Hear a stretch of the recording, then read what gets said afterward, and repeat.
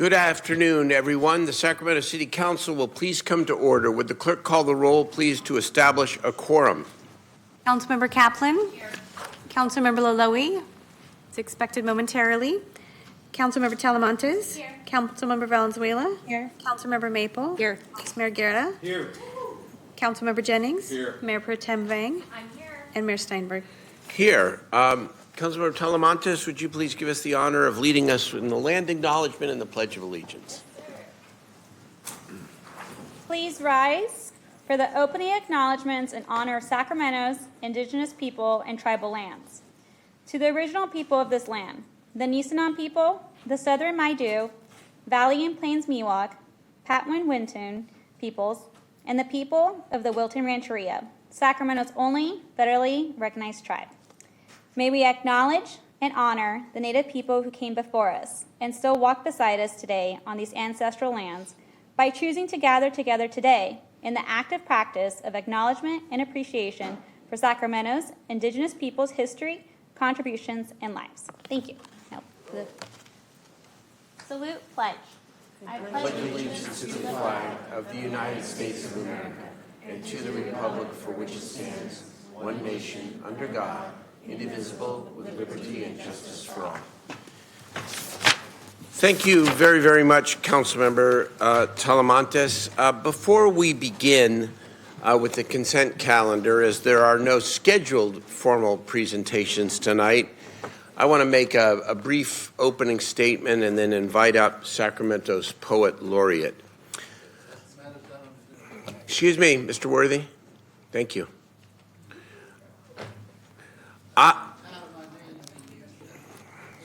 They'll handle it, sir. I want tonight to ask for your help. I know I speak for everyone on this dais when I say that hate speech offends every part of my being.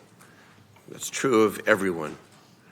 But where it does not include specific threats of violence, hate speech, vile speech, is largely protected by the First Amendment. The violence is implicit. Everyone has a different opinion about how to respond. Here is my ask. If there is hate speech spoken in this chamber tonight or any night, hold up these beautiful signs. Love, not hate. Stand silently, and we will stand silently with you. Our silence and our message will be much more powerful than their hate. Disrupting the meeting is exactly what they want. Please do not give it to them. Let me now invite up the Poet Laureate, Andrew DeFay, to begin tonight's meeting. Thank you.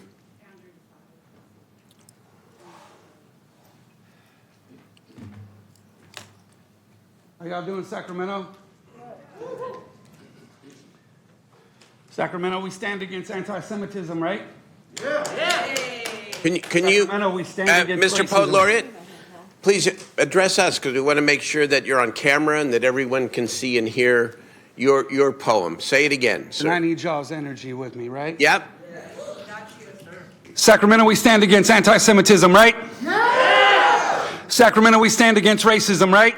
Yeah! Sacramento, we stand against homophobia and transphobia, right? Yeah! Sacramento, we stand against sexism, right? Yeah! MLK said only love can drive out hate. Sacramento, can you say I love you? I love you. Can you say it like you mean it, Sacramento? Say I love you. I love you. Can you ground that energy into the ground beneath your feet, Sacramento? Say I love you. I love you. Turn to your neighbor and say I love you. I love you. I love you. Absolutely.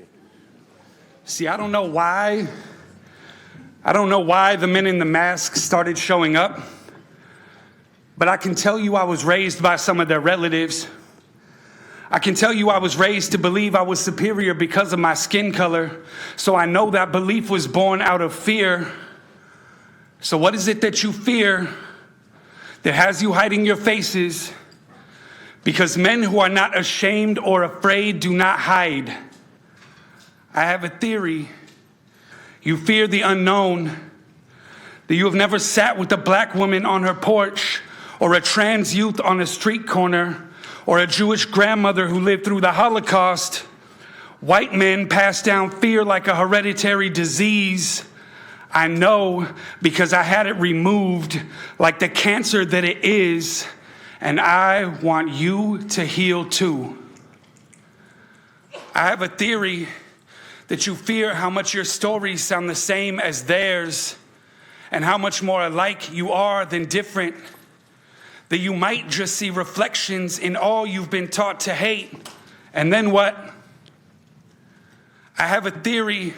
Someone taught you to hate parts of yourself when you were children, and I want you to know they were wrong for that. You weren't born wearing masks. You weren't born afraid or ashamed. No one should have to live like that. I love you and I want you to be free. The same way I want everyone to feel love and to be free. But you see, hate is how weakness disguises fear when it is afraid of being recognized. I said hate is how weakness disguises fear when it's afraid of being recognized. Love requires real strength. Y'all, sacrament is defined as a ritual that imparts divine grace. Grace is defined as refinement of movement. So welcome to it. The city of Sacramento, divinely refining the movement, where we refuse to make monsters out of a bunch of scared humans. What are you afraid of? Because for me, it's not you.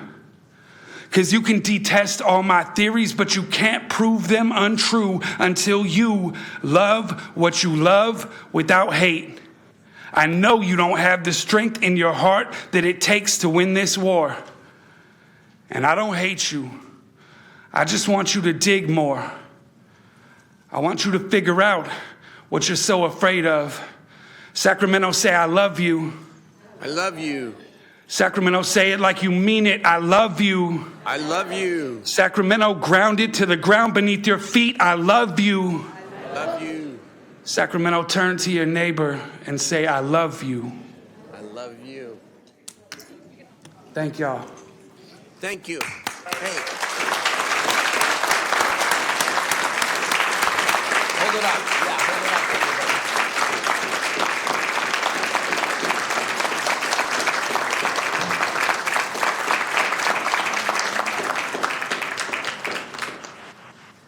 Thank you, Andrew. Thank you, Mr. Poet Laureate. Thank you, Councilmember Valenzuela, for your help with all of this. That's the way to do it. Very grateful to you, sir. Let's now move to the consent calendar. Members, are there items on the consent calendar that members would like to be heard separately or voted upon separately? Item 3, that's to speak on item 3? Okay. Thank you, Councilmember Kaplan. Any other members? On item number 4, okay. Thank you. Anyone else? All right, let's start with Councilmember Kaplan on item 3. Just maybe put out whatever your comment or question is, and we'll take public testimony. I am really proud that this is on the agenda, and Councilwoman Talamontes and I get to launch a North Natomas Youth Development Program, which will provide 90 youth from our underserved communities with the opportunity to engage in a 6-week cohort, as well as earning a stipend with that. This has been a while to really get it up and running, and I love that it's being brought forth, and I love the partnership with SHRA and the city to really look at how do we help those youth in underserved communities in our apartment complexes throughout District 1 and District 3. So I just want to commend city staff in working on this and bringing it forward so that we can help our youth. Thank you very, very much. Councilmember Laloe on item 4. Thank you very much, Mr. Mayor. This is a great item. Just quick question, Mr. City Manager. I'm assuming this money is exclusively for one area that's going to be used, right? Not necessarily, but I think the mayor wants to could chime in on this as well. Well, just the origin of this, if I may. I worked last year with the pro tem of the Senate, Tony Atkins, who has seen the impact of homelessness even on the Capitol grounds. And so we worked together, and she was able to insert $1 million for the city to work with the Capitol and to see if we might provide some help to the people who are unsheltered and homeless in and around the Capitol. So we have been working now on accepting the money and devising the program and plan to do just that. I think that's great. Thank you so much, Mr. Mayor. So once the money is received, are you, Mr. City Manager, are you coming back to the council on how this money is going to be used? Well, the contracts will have to come back to the council, and anything that exceeds my authority will come back. Okay, great. Thank you very much. Thank you. Very good. Okay, do we have public testimony in the consent calendar, Madam Clerk? Yes, Mayor, I have 5 speakers. The first is Keon Bliss on 10 and 11, Les Light on 10 and 11, Mac Worthy on item 1.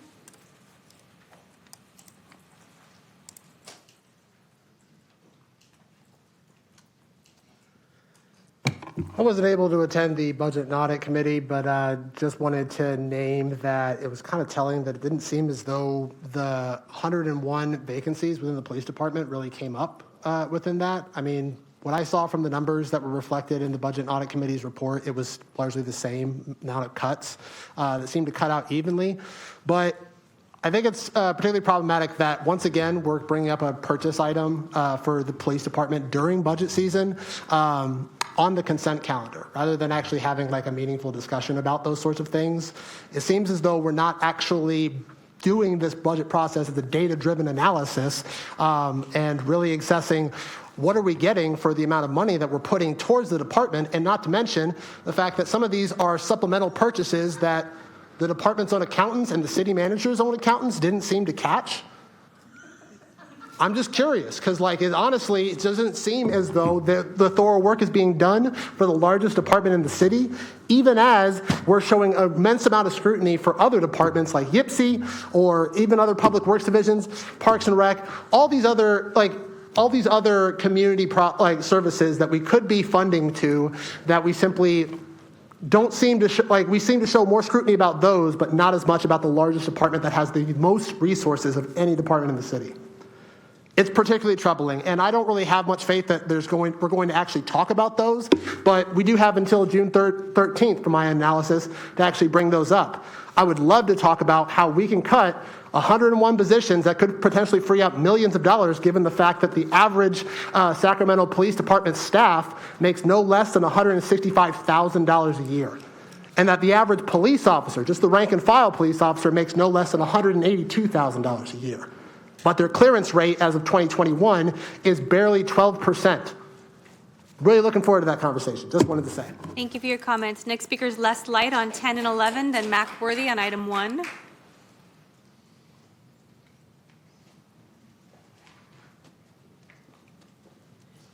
don't want to take up too much of your time. I just want to second what Brother Bliss has said. It's really troubling the way the police budget is being handled.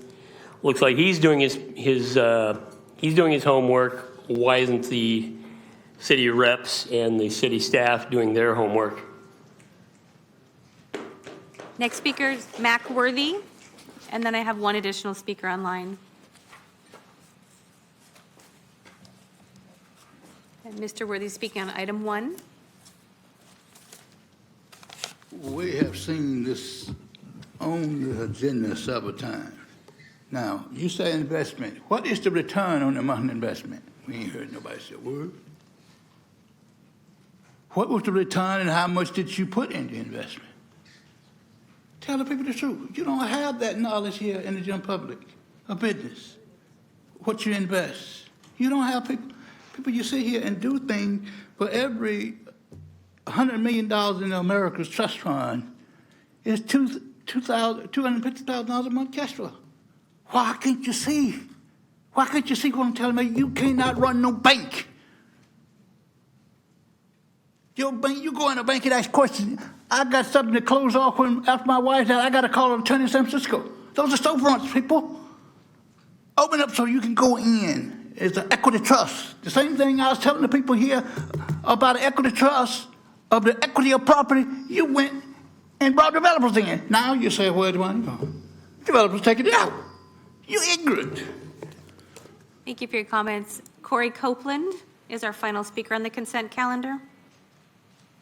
Yeah, hi, Corey Copeland, District 4. I'm calling to talk on item 20, which is a Lower American River Salmonid habitat improvement project being put forward by the Water Forum. You know, when we're not being invaded by bigots or cities, sometimes doing cool work like this, where we're a part of a regional partnership on this project will add acres of spawning habitat for salmon and steelhead, whose life cycles are very disrupted by our water and flood control systems. And, you know, it's going to add like some riparian habitat, as well as put in like woody refugia for the fish. And so wanted to give kudos to the Water Forum for this work. And, you know, I assume everyone is on the consent calendar, so you're all going to say yes to it. So that's good. And then, you know, hopefully, you know, these Nazi dudes get visited by like 3 ghosts of Christmas past or something, so we can get back to focusing on serious business without these chuds. Thank you. Thank you for your comments. Mayor, I have no more speakers. All right, thank you very much, members of the public. Is there, moved by Councilmember Kaplan, second by Councilmember Laloe. All in favor, please say aye. Aye. Oppose, abstain. Thank you. We do have a number of what I think will be short public hearings before we get to the library budget update and the weather respite center update. Items 22 through 27. I don't know if it's possible to take them in bulk, so to speak. Or I think we can do 22 through 24, Sherry, and 25. 22 through 25, if we can do those, please, as one presentation, then we'll hear from the public and be able to get through. Thank you. Good evening, Mayor and City Council. I'm Sherry Smith with your Finance Department. The public hearings tonight are for the Village Garden Landscape Maintenance District, the Power Inn Road Maintenance District, Neighborhood Lighting District, and the Neighborhood Landscaping District. Each of those public hearings provide funding for maintenance of landscape maintenance in and around subdivisions throughout the city, as well as lighting and other services. If you have any questions, I'm happy to answer them.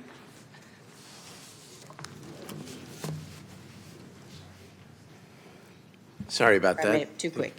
Yeah, 5 items. So, Mayor, I have no public comment speakers. All right, then that's okay. So could we get motions then on, I guess we have to do one at a time, okay? On 22? So move. Open. Open and close the public hearing. Moved by Councilmember Maple, seconded by Councilmember Jennings. All in favor, please say aye.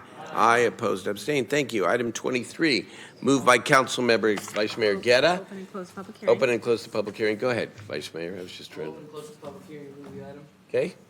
Second by Councilmember Jennings. Absolutely. All in favor, please say aye. Aye. Opposed, abstained. That passes unanimously. Item 4, the Neighborhood Lighting District. Item 24. Yes, that's by Councilmember Valenzuela. Who would like to second that? Did you open and close the public hearing, ma'am? Thank you. Okay. A second, all in favor, by Councilmember Maple. All in favor, please say aye. Aye. Opposed, abstained. Item 25. Councilmember Kaplan, second by Councilmember Laloe. All in favor, please say aye. Aye. Oppose, abstain. That passes unanimously. Let's now move to item number 26, please.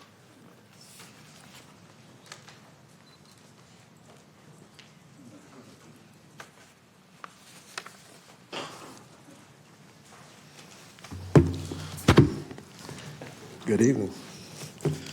Good evening, Mayor, Madam City Clerk, and distinguished council members. My name is Thomas Adams with the Engineering Services Division of the Public Works Department.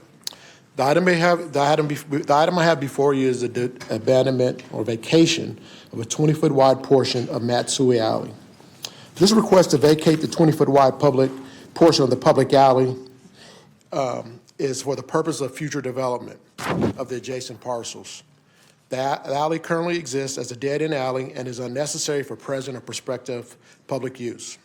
City staff and other stakeholders support this vacation request, along with the reservation of a public service easement to maintain an access of the existing utility facilities. The action recommended with this request is consistent with the Sacramento 2035 General Plan and is in compliance with the 2035 Streets and Highways Code. That concludes my presentation. I can answer any questions that you may have. Thank you very much. Do we have public testimony? I do not have any public testimony on this item. All right, this is whose district here? Councilmember Valenzuela, would you like to make the motion? Yes, I would. Happy to open and close the public hearing and move the item. Thank you for coming. Second by Councilmember Maple. All in favor, please say aye. Aye. Opposed, abstain. That passes. Item 27. I'm here again. The item before you I have is the abandonment or vacation of the public roadway easement that is identified as Altos Avenue. This request is to vacate the partially unpaved 40-foot wide Altos Avenue, which is not needed for public access and it is not necessary for present or prospective use. Vacating this portion of Altos Avenue will relieve the city of unnecessary maintenance responsibilities and allow the adjacent property owner the ability to secure the area to prevent issues that have negatively impacted their property, such as fires and excessive amounts of garbage and debris. City staff, along with various agencies, support this vacation request with the reservation of a public service easement. Again, this action recommended is consistent with the 2035 General Plan and is in compliance with the California Streets and Highways Code. Staff will be happy to answer any questions that you may have. Thank you very much. We do have one member of the public who wants to testify. Daniel Savala is online. Good evening, City Council. Daniel Savala. I'm sorry for making this longer than what I think it should be, but I just wanted to call in and voice my support for the staff's recommendation. The businesses that are directly impacted by Altos Avenue, which is the new AM/PM, King Supermarket, Jackery Park right across the street, and Thrift Town, have been supporting the vacation of this alley for almost 3.5 years now, prior to COVID, when this application was first filed. Largely due to the fact, as what Mr. Adams said, junk and debris, fires along the bike trail in this part of the alley, and we couldn't ask for a better neighbor in Kabul Singh and his family for making their investment in this area and helping and wanting to help continue to support North Sacramento. So with that, as a District 2 resident, I urge you to please support this item. Very good. Thank you very much, Mr. Savala. Councilmember Laloe? I want to close the public. Open and close. Open and close. The public hearing and move the item. That's by Councilmember Laloe. Right there. And it's seconded by Councilmember somebody. Who is it? Councilmember Kaplan. Okay. All in favor, please say aye. Aye. Oppose, abstain. Okay, those are the public hearings. We now get to the discussion calendar on two items. And first we begin with the library budget update. We have our library director here. Welcome.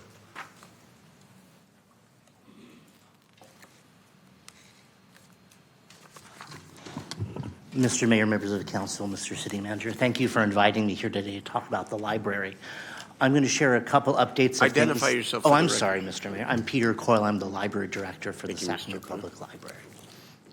I'm going to share a couple items of things the library is doing. I'm going to share some of the things that we've done during the pandemic and what we're looking forward to the future here at the library in Sacramento. Because our fiscal year ends next month, these statistics are the year before. So if you put on your thinking caps and some math, just add a couple numbers to the rest of these because all the numbers are increasing this year. So last year, we served nearly 700,000 library card holders.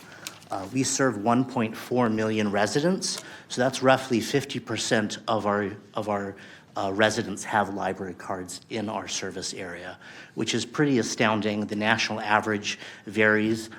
Nationwide, it's 61%. In some states, it's as low as an average of 15%. So here in Sacramento, we're doing very well with people who use the library. And they use the library because of the great services that we provide to our residents with the tax dollars that we are given. We circulate over 7 million items throughout our service area.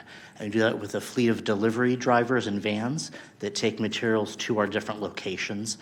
This can include books, music, CDs. We also check out hotspots and library of things as well.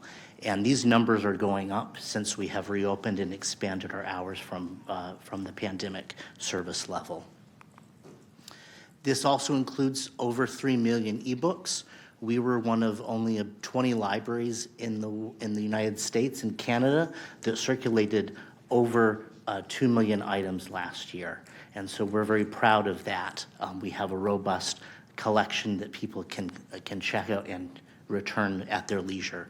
They can take them on vacation. Summer's coming up. If you are going to the mountains or to the beach, you can check out a book on your ebook, and it returns itself right away when you're done, so you don't have to worry about getting, well, we don't charge late fees anymore, but if we did, it would be a great thing to not have to worry about that.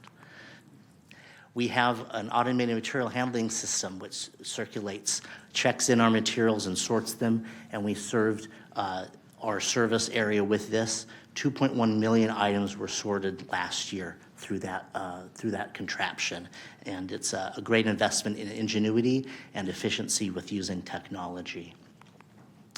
We also had over 50,000 people attend our programs. This number has increased this last year as we've added in-person story time and other programs. These numbers are increasing again this fiscal year. And we have some other children's programs. We do summer lunch at the library at a number of locations with partners, and we served 31,800 meals last year, and we expect that number to increase this year. We also have a great program, Book First, where we give books to first graders. That's supported by the Friends of the Sacramento Public Library, and through their generosity, we're able to serve almost 13,000 students last year. And these students get a set of books to take home. They're theirs, and they're given an introduction to the library. And we know that simply by having books in the home, that's a precursor for student success. And so we're aiming to not also get people in the library, but encourage the love of reading at home. And Thank you. Yes, Mr. Mayor. No, please. And our digital equity, we have hotspots and Chromebooks that check out to our users. Unfortunately, this funding, a lot of it was federal funding, and that funding was not being renewed. So we're working on ways locally to provide some of this service to continue it through the pandemic. Other jurisdictions and states across the country are facing the same issue because it was federal money, but we have a plan in place to continue to serve our students and adults that have the issues with the digital divide. These are very popular. We have a backlog of people waiting, so we're really hoping that we can continue this robust, very worthwhile service. It does no student any good to be in a McDonald's parking lot doing their homework at night, so we're really grateful to be able to provide these resources for them to do their work and excel in school. We also had 1.1 million people visit the library. This is down from before the pandemic, but this is also increasing, and our numbers are on trend with nationwide usage of libraries in pre-pandemic world. This is a great amount of people that come in the library. You can see this is one of our story times, and we really love having our users come in and take part of the vast variety of programs that we offer, and we're looking to expand those programs this next year. And we also, in the library, allow people to use the internet. We don't have numbers on how many people use the Wi-Fi, but the actual physical computer, people sitting down, we had 155,000 people. And if you just go in the library any day, you'll see hundreds of people using the library internet through the Wi-Fi at all our locations. So we provide a great public service to help bridge that digital divide.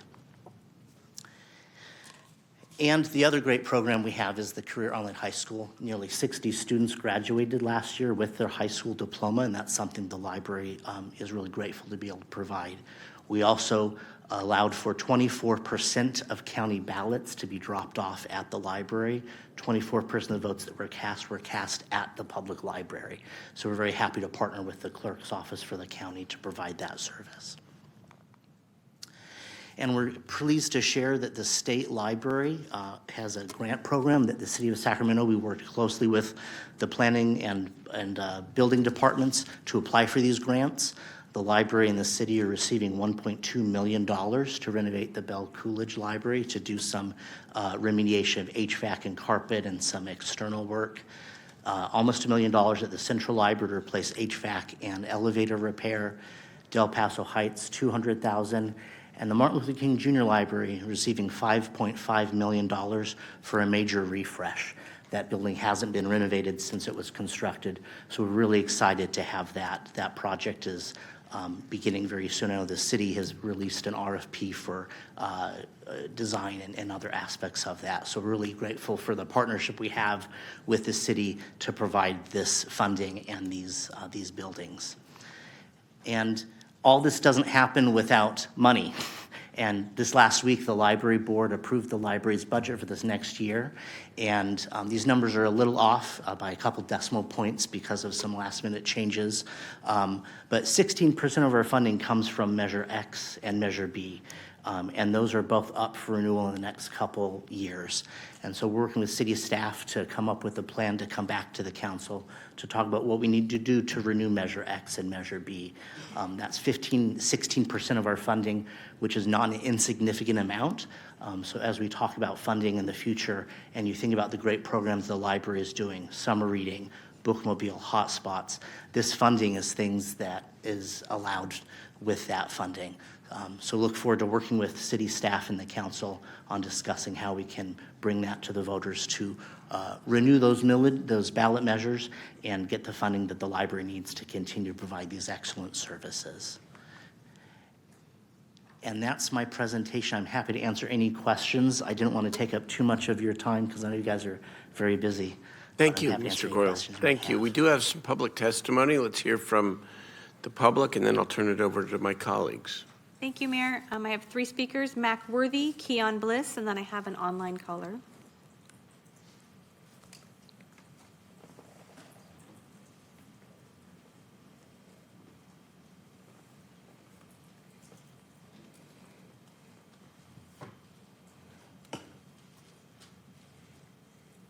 Back to the library.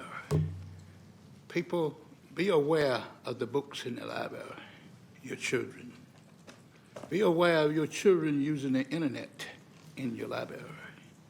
The parents have no input on the type of books coming to the library. You're gonna get some all kind of shit coming into the libraries to people's babies. You should be able to say, we want to have an oversight on the type of books. Now, where is Oak Park Library?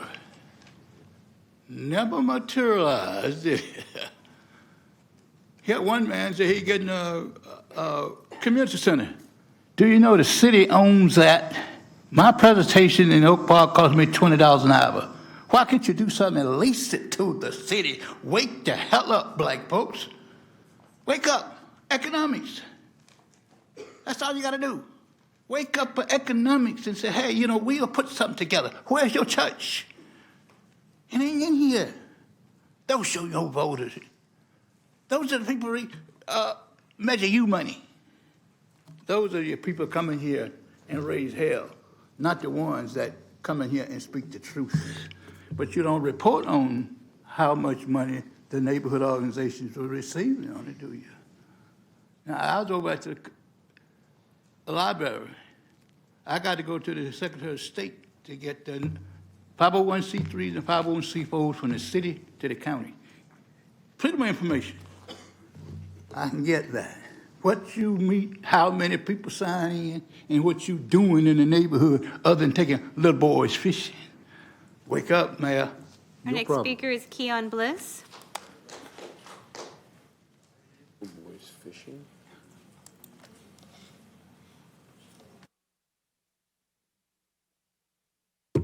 Can't argue with too much of that, but really, I mean, I really appreciate the presentation from the parks or from the libraries department, because honestly, these are the kind of places that we could actually be putting real money to expand direct access to our libraries. We could actually create new libraries in communities that have been traditionally underinvested. Unfortunately, the city is currently prioritizing law enforcement over everything else, which is why that the police department's budget alone takes up no less than 35% of the entire general fund budget, which, according to the staff report, $8.7 million in Measure B and Measure X fundings that are due to expire could easily be covered if you just cut even just a handful of the positions that are currently vacant right now, but you're not really actually putting on the table.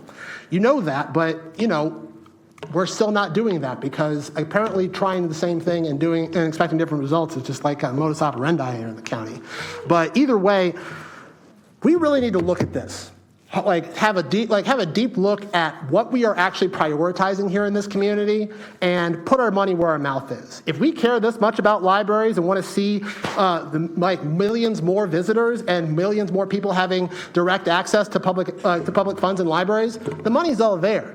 It's not hidden. We're just not prioritizing this. And you all could actually set the priorities this year with this budget cycle. You have until June 13th to actually set what you want to see go into next year's budget cycle and continue to build on these funds. If Measure X is about to expire here, $6.3 million is nothing to the police department, especially when they seem to have a lot more money left over at the end of each year. So why not send that to the parks and other key areas, particularly the weather respite centers as well? All these things you could be thinking about, and it's on you all to really provide that direction. Thank you. Thank you for your comments. Our final speaker is call-in user 1. Call-in user 1 is our final speaker on this item. Yes, this is Lambert, and I'm calling about a couple of things. I thought I heard the speaker, I'm talking about the one who made the presentation, he doesn't have to comment on it, but I thought I heard him say $200,000 was going to go to Del Paso Heights Library. I'll study his report. He doesn't have to respond. The other thing is, as a person who's a native of District 2, I've been studying the library that they proposed to replace Sacramento News and Review. They have done nothing there. It's like a boondoggle to me.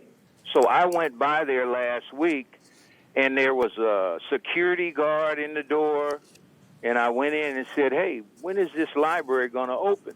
And some lady came out and said, we don't even know. Now here, Sacramento News and Review was housed there. And I found out about all of the race scandals in the city manager's office through the Sacramento News and Review. Now, they've been kicked out of there because, from what I understand, the city bought the building. And so what are you waiting on for the library? That's one of the pitifulest libraries I've ever seen in North Sacramento, and they do a good job. I go there sometimes. But open up that building. And otherwise, let Sacramento News and Review move back in there. Would you shut them? It looks like you shut them down to me by what you did, because their name is still on the building. So unless you own the building, you should have their name off of the building or let them return. I think they were a wonderful magazine, and I thank them for exposing the very cruel behavior that they exposed inside the city manager's office regarding race problems with black people. So open up that library. Thank you for your comments. Mary, I have no more speakers. All right. Let us turn it over to the City Council. Vice Mayor Guerra. Thank you very much, Mr. Mayor. First of all, let me just thank Dr. Coyle here for your work, and it's been almost a little over a year now. Year and a half, sir. Year and a half now. There we go. Year and a half in, and already receiving a lot of texts here from folks who are fans and appreciate that work. First, I guess I wanted to just I think say what maybe wasn't expelled out as much, but in the presentation. But it's thank you to the library staff out there. And to thank you to all not just the librarians. I want to thank the librarians the assistant librarians, all the shelvers, our custodial workers there. You know, it was the libraries where I know I learned to speak English, where I learned to be able to have a safe place afterwards.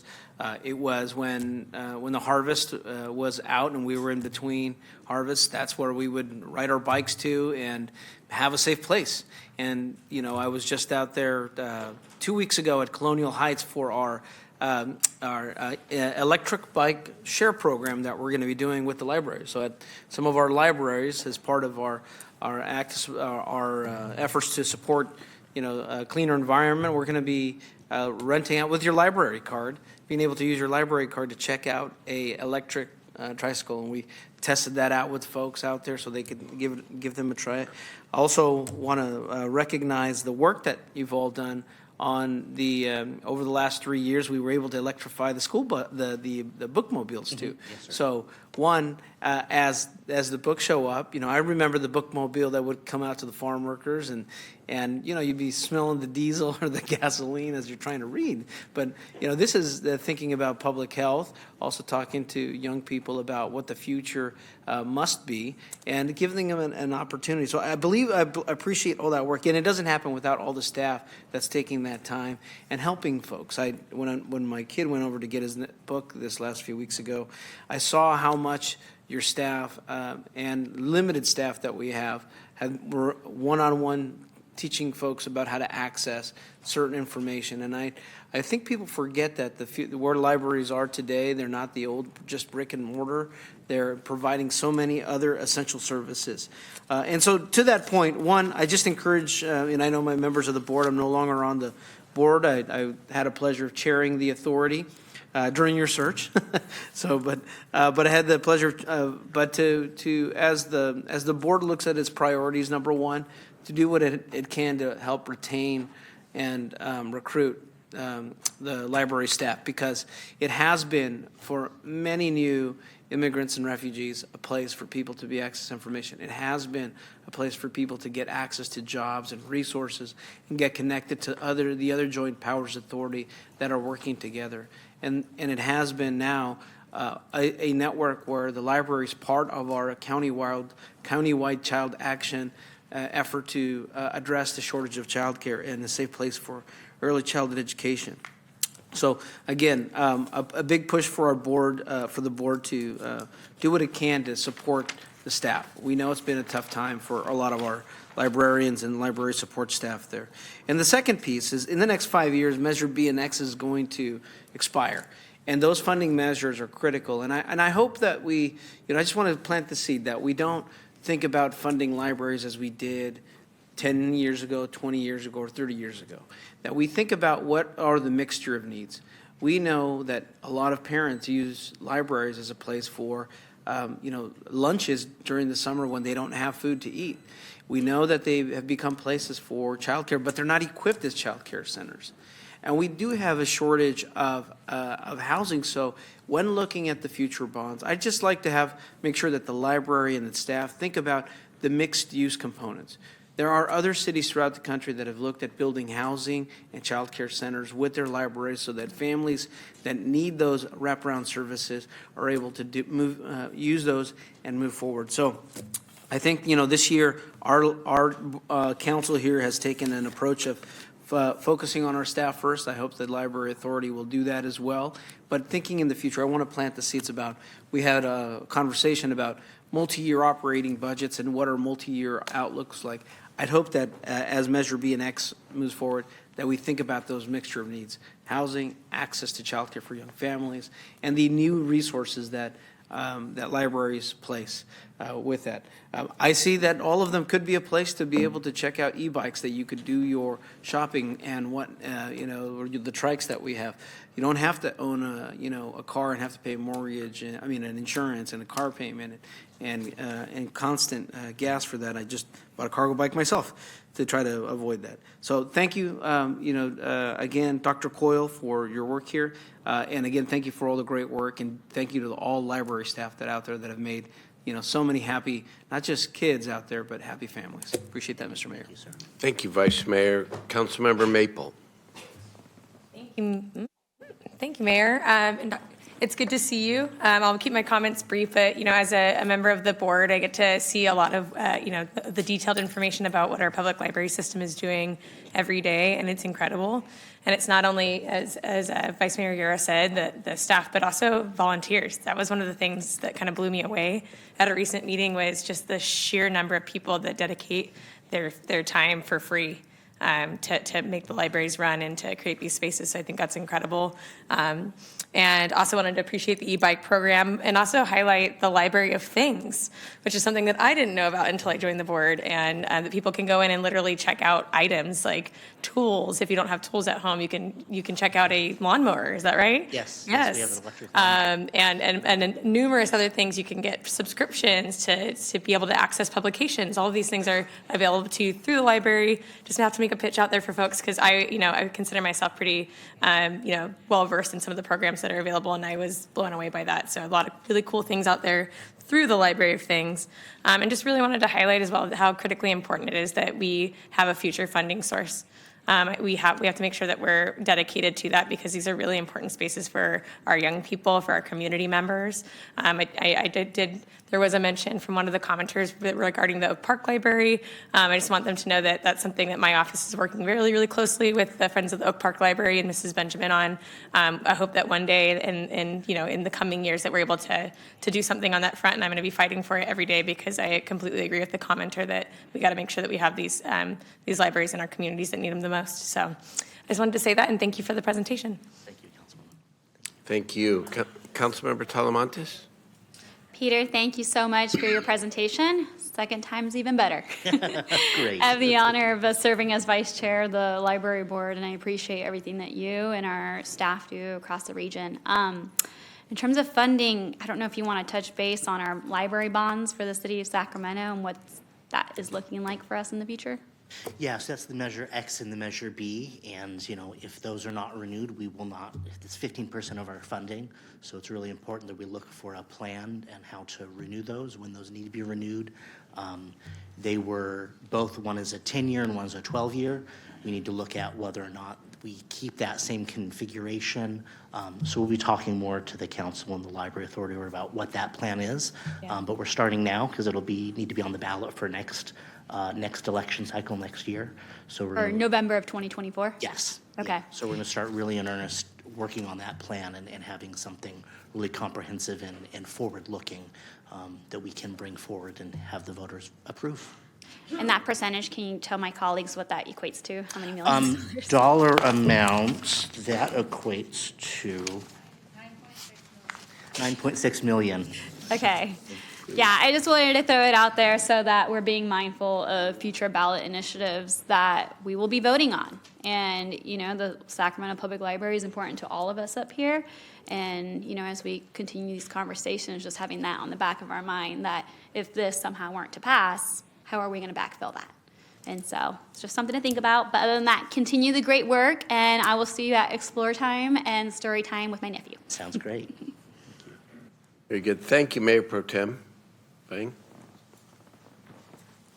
Thanks, Mayor. Peter, I just wanted to take this moment to say thank you so much for your leadership. It's been such an honor serving on the Public Library Authority Board. And just also a really fun fact about Peter is that I was also on the interview panel, but if y'all didn't know, Peter still has his old school library card when he was still 9 years old. So he's super dedicated to our public libraries. I had one like that, but I don't know where I put my old one. But it was pretty impressive when he took out his old library card. That's how invested he is in our public library system. But Mayor Pro Tem, from which library? Oh, I don't know. Which one? I don't. The arcade library. Oh, the arcade library. Okay. Cool. Well, Peter, I just want to say thank you so much for your presentation. Our public libraries are the central hub to foster fundamental readings, life skills through story time sessions. I know growing up in Meadowview, I went to MLK Library a lot, and then when my family was in Oak Park, I went to Colonial Heights as well. And so these libraries are really important, and they serve as central hub. I also just want to take this time just to say thank you to you, to our library staff as well, Jared in particular, working on the state grant to draw the $5.5 million down to renovate the Martin Luther King Library in Meadowview, which is very much needed. And so I I know earlier this month, we actually did take a vote to establish that expenditure because we received that funding.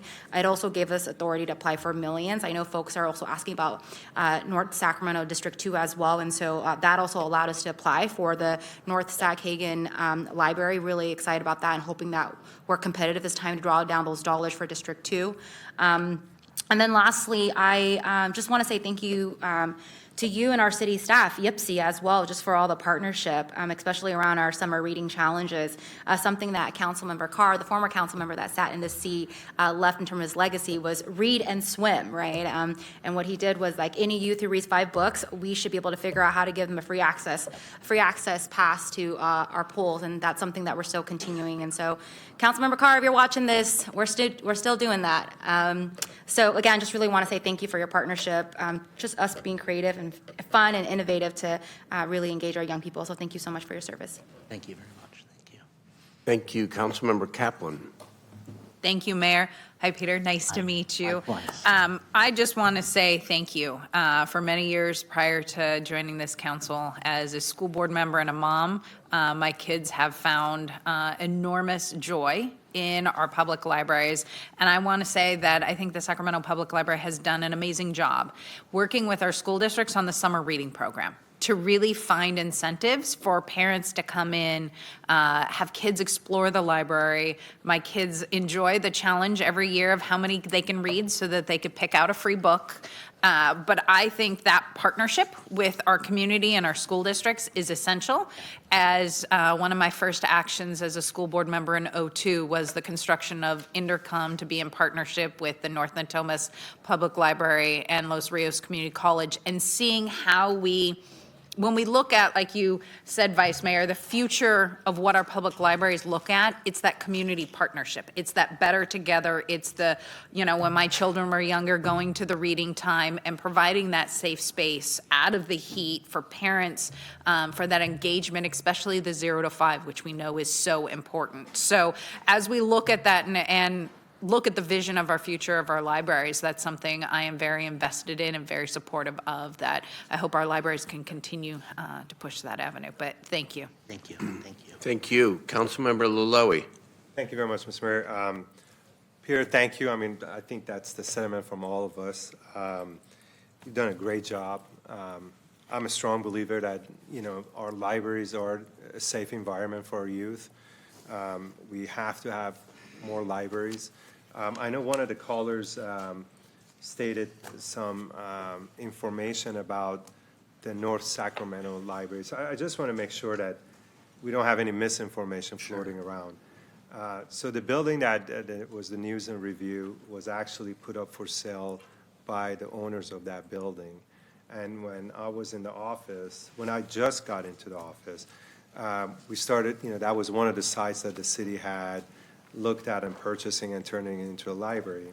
I asked for some extra time so we can look around other sites of the district to see if we can find a location closer to some of the schools. Unfortunately, we were not able to find such a building. So, and I want to thank the city staff for putting that deal together to purchase that building for our future library. And I know that there's a grant that was just submitted about a week ago, if I'm not mistaken. That's correct, sir. For yes. the TI of that building, which I'm very excited. I've seen some of the plans, and they look absolutely great. So I just want to make sure that the correct information is out there. I want to thank you, all the staff, every single individual that has anything to do with the level of service and providing very valid information to the public. Thank you very much. Thank you, sir. Thank you. And whatever we can do to help with that grant, to push that grant, because that's really important, because this library is vital to our city. And I know it's had to wait a little bit behind some of the improvements to the other libraries in the city. And so we want to know strategically, I mean, I know there's a process, but to build real, as much political support as possible for that. The other thing I just want to mention is the cautionary note about the need to renew the library funding measures and the impact if we don't. So this is the dilemma, of course. you don't know a year ahead what the political environment exactly is going to be in November, say of November of 2024. But we know that the housing advocates are out there because there's a desperate need for more funding for affordable housing, certainly on the transit/transportation climate side. There is a lot of advocacy and preparation for potential ballot measure. So I do think even if you can't write one comprehensive measure, which you probably can't, it's at least worth checking in with each of those other groups and to make sure that there's at least some communication so that you know what each other is doing. Sure, sure. You know, I know you were talking, the measures were parcel taxes, I believe, correct? Yes, sir. The others are talking about sales, but there's also been some conversation about parcel as well. And we just want to make sure that we go to the ballot with as much alignment as possible among and between very important and good causes. Yeah, very, very well taken. Okay. Thank you, Mr. Coyle. Thank you. Great job. And I will just say, we did give you a little goodie bag of some library things to encourage you to use the library, highlighting some of the things we give out when we do outreach events. So we hope that if you haven't had a chance to visit your local library, stop in, give me a call, be happy to arrange you a tour and answer any questions anyone has. So really appreciate the time. We'll do it. Thank you, Mr. Mayor. Thank you. Maybe tonight. I think we'll be closed in a little bit, but I can open the door for you if you That's want. okay. So just let me know. Okay, thank you, sir. Bye-bye. All right, thank you very much. We move to the final item of the evening, and that is item 29, which is the Weather Respite Center's update. This was requested by Councilmember Valenzuela. I just want to say, to begin with, response conversation I had with Councilmember Laloe. Last week, we had a lengthy conversation about a number of options to get at least 200 additional beds up. Faster than we can maybe get them up through the ordinary process involving the 350 manufactured homes that the governor gave. We're not making a decision on that tonight, or not even necessarily providing direction on that. This is specifically around the weather issue, which Councilmember Valenzuela has raised a number of times. I just wanted to, we can talk about anything, of course, but I just wanted to put that out there. Okay? Councilmember Valenzuela, go ahead, Mr. Galling, and then I'll let the council member have first. All right. Well, good evening, Mayor and Council, City Manager and City Attorney. Nick Galling, the Homeless Services Manager with your Department of Community Response, here to provide an update on weather respite centers. Oh, look at that. Perfect. So just a little bit of background on our recent history. These respite centers are serving the vulnerable populations here in our city. This includes individuals and families experiencing homelessness, as well as housed community members who might have a need, particularly in the summertime. Dating back to the fall of 2021, prior to the establishing of agreed upon criteria and prior to the establishment of any year-round respite centers, there were organizational and efficiency issues that we had to work through, which included at times opening centers at the last minute and having to scramble to get staff to be able to work them. That takes us to establishing of criteria. So in March of 2022, the city moved to a criteria which was agreed upon by the mayor and council for instances when weather respite centers could be activated. This greatly improved our ability not only to organize and activate, but also helped us reliably advertise when these centers would open. That last part is particularly important, as oftentimes for people living outside, the only thing consistent is inconsistency. Next, in September of 2022, the city opened the first year-round respite center at the former site of the SMUD Science Center. The Outreach and Engagement Center, or as we call it, the OEC, is a pilot program which really consists of two programs rolled into one. The respite portion provides safe, secure indoor accommodations for up to 50 people, individuals and families, 365 nights a year. The engagement portion provides case management and other services to help people identify their barriers to housing and navigate to the next step in their journey to becoming housed. We know that we do not have enough shelter spaces to provide for all people who are living outside, and this location has been able to serve as a triage location for people to stay while waiting to get into more comprehensive programs.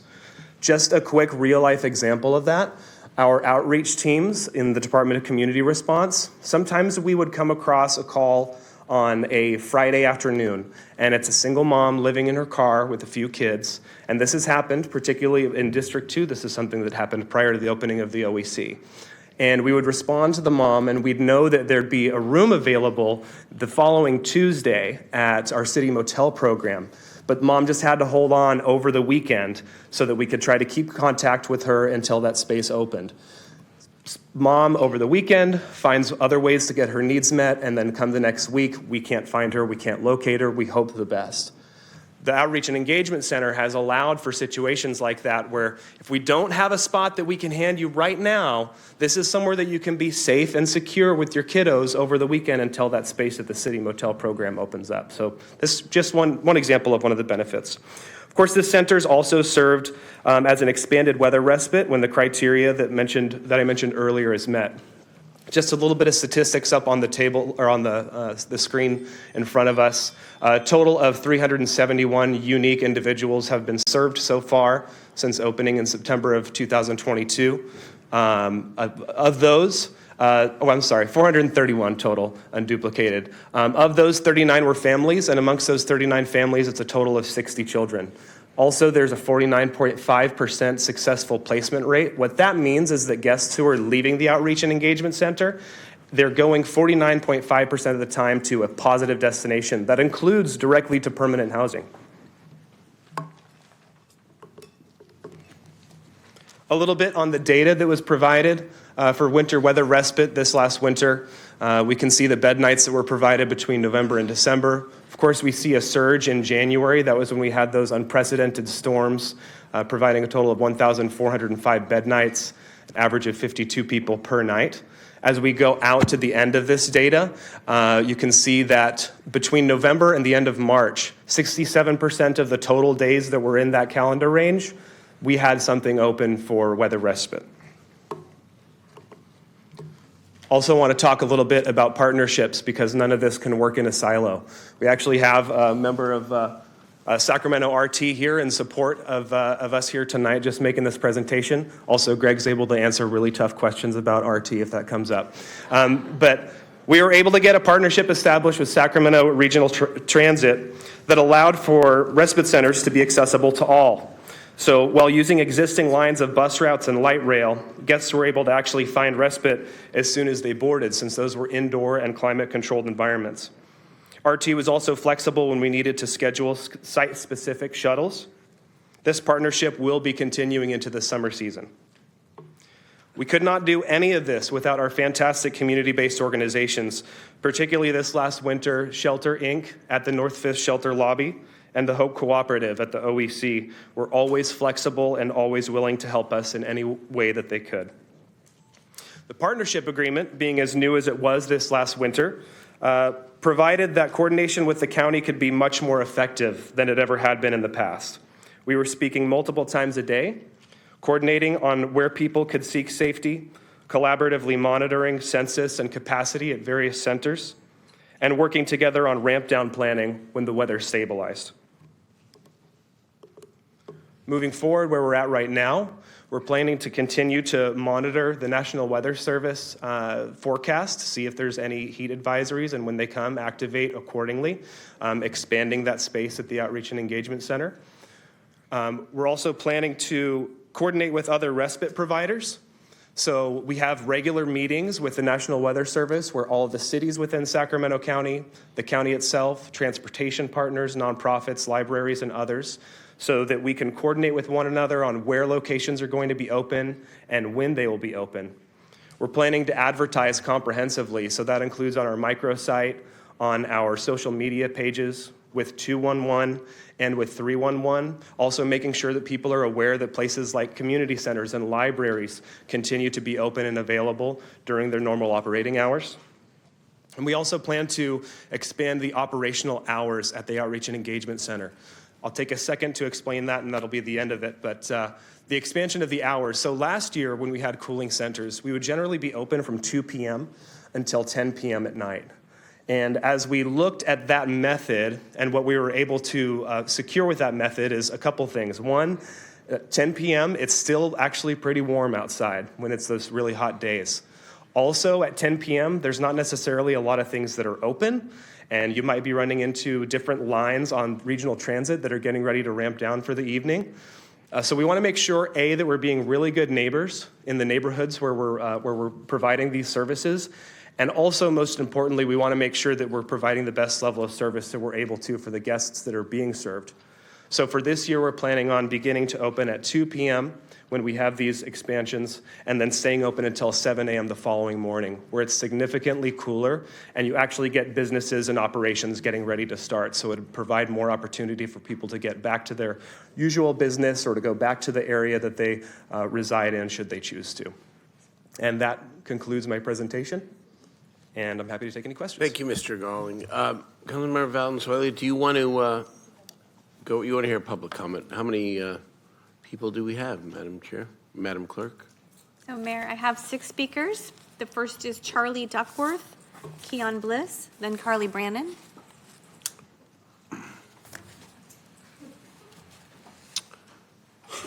Mr. Duckworth?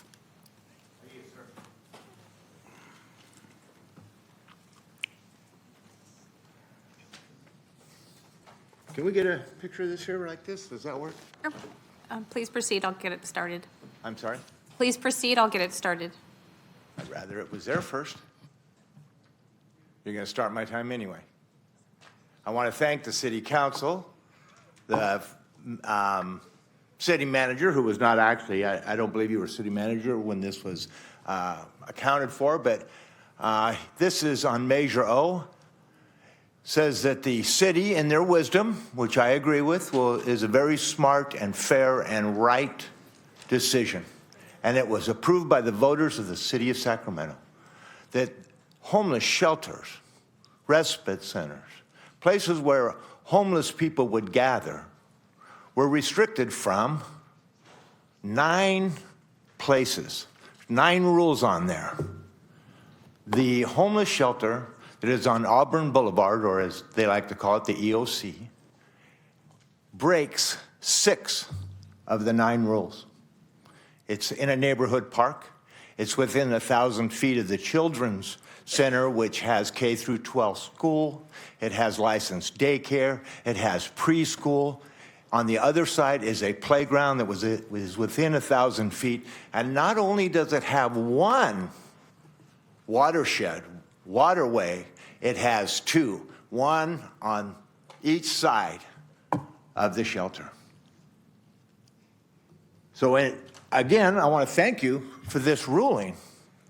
And I know that it doesn't come into effect, and I know that you put that shelter in there before it came into effect, but that shelter is creating havoc in our neighborhood. Please, watch Fox News from the other night. We had a meeting. Hey, I didn't shout while you guys were talking. Let everybody, sir, speak to the city council. Everyone gets a chance to speak. Everyone gets a chance to voice their opinion. We've also had the newsmen over here. They've come out to our neighborhood. They see what's going on in our neighborhood. We have our houses broken into. We had a lady recently attempted rape. And now they're going to expand it and make it longer. Thank you for your comments. Your time is complete. I know I'm done, but Nick, thank you for your are those people going to comments. have to stay in there? Our next speaker is Keon Bliss. Your time is up. Thank you for your comments. Your time is complete. Your time is complete, sir. I'm sorry, it's 2 minutes. Your time Please is come complete. back. Please, we're not making any decisions tonight about expansion, as I said earlier. So you can come back next week as we discuss that, or the week after the next meeting. Okay? Thank you, sir. Our next speaker is Keon Bliss, then Carly Brannon. Hey, no. Please.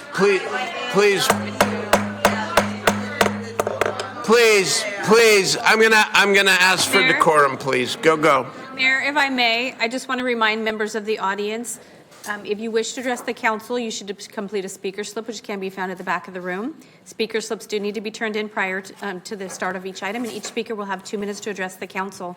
And so that everyone has the opportunity to address the council, members of the public are asked to observe the rules of decorum. The council rules of procedure outline decorum expected in chambers and can be found on our website as copies in the back of the room and is summarized on the back of the speaker slip. For instance, use of swear words, yelling from the audience, physically threatening conduct, and displays of disrespect are discouraged. The presiding officer will request a person cease disruptive conduct, and if not immediately stopped, the presiding officer will direct the person to leave the council meeting. And a cordless microphone, assisted listening device, and parking validations are available from the clerk. Thank you, Mr. Bliss. I wish some people just had the courage to admit they hate people because they're poor. But honestly, the weather, like, this has been a long time coming, this conversation. We should have been having it back in January, which totally could have had it, but we just didn't want to agendize it. But I want to point out, the average people that are in weather respite centers tonight, 52 during the worst weather month that we've had in years, when there are no less than 9,000 people out on the city streets every night is insulting, frankly. It's a travesty, and I would dare say a crime against humanity, but, we have very loose standards here in the United States within that. So one of the things this is easily one of the things that we could be funding and prioritizing city budget dollars towards that we simply do not. Because a majority of our funding, again, goes to two major departments, the police department at 35% and the fire department at 29%, as according to this current budget. When we could be funding weather respite centers to operate year-round without low or high temperature limit criteria, which would be the bare minimum to do, given that we have hundreds, not dozens, hundreds of people dying on our streets every single year that we could actually save. And don't tell me that we don't have a number of properties. We have hundreds of vacant properties, including one multi-story building that's on 10th and J that has been vacant for years, as long as literally pre-COVID, that could be used as emergency shelter during things like those atmospheric rivers. You all have the power of eminent domain as well under the Fifth Amendment of the Constitution, which you could be using to buy some of these vacant properties at market rate, but you don't. Instead, city and county tend to use this for economic development instead of basic human protections. But, Thank you for your comments. Our next speaker is Carly Brannon.